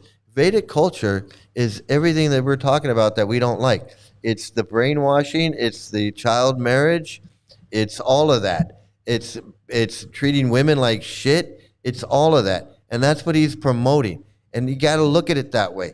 You know, like I really have to say that I do feel like I've broken the code. Like I've broken the code on this cult, and I'm not the only one. Like Paranjan did too, but he's still in it, and he can't. He's a fuck up. But basically, you got to just call it as you see it. These guys are molesters. They're scammers. They're super Hindu fakes, and they protect pedophiles. They promote child marriage. All of that. This Vedic culture crap is nothing but sexism and racism and child marriage and all that type of bullshit. When anything says Vedic or Vedic culture or Vedic system or Vedic society or Vedic anything, that to me says sexism, racism, and all of that. That's exactly what I think about. I think about child marriage. I think about abusive relationships, domestic violence. I think about ignoring medical science, medical health. I think about humiliation rituals, guru worshiping God men, washing their feet, drinking water, all of that type of shit. That's Vedic culture. Who the fuck wants that? And I don't even believe that that's Vedic culture. I believe that's their idea of Vedic culture. It's their disgusting, perverted idea of Vedic culture. I don't think Vedic culture is as disgusting as ISKCON wants you to think it is. I believe that they're full of shit, and they give, like we were saying earlier, they give Vedic culture a bad name. That's what I say. It is not Vedic culture. This is Prabhupada's bullshit. Prabhupada's bullshit. And they want to call everything Vedic culture, Vedic society, Vedic this and Vedic that.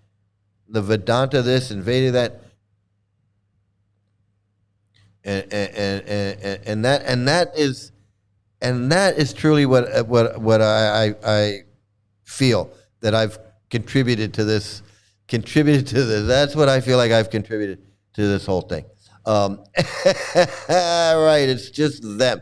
It's just them, man. That's who it is. So, so I think we're gonna end it here. I'm gonna end it here. It's been a great show.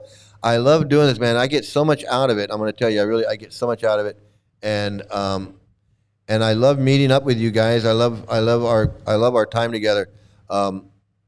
So thanks for agreeing with me. Thanks for agreeing with me. And I want to thank all of you for being here. Really, seriously, I can't thank you guys enough. It's really, yeah, Queen, I haven't researched that enough. I haven't researched what actual Vedic culture and Vedic society or Vedic, that I haven't researched what that really is outside of the ISKCON view.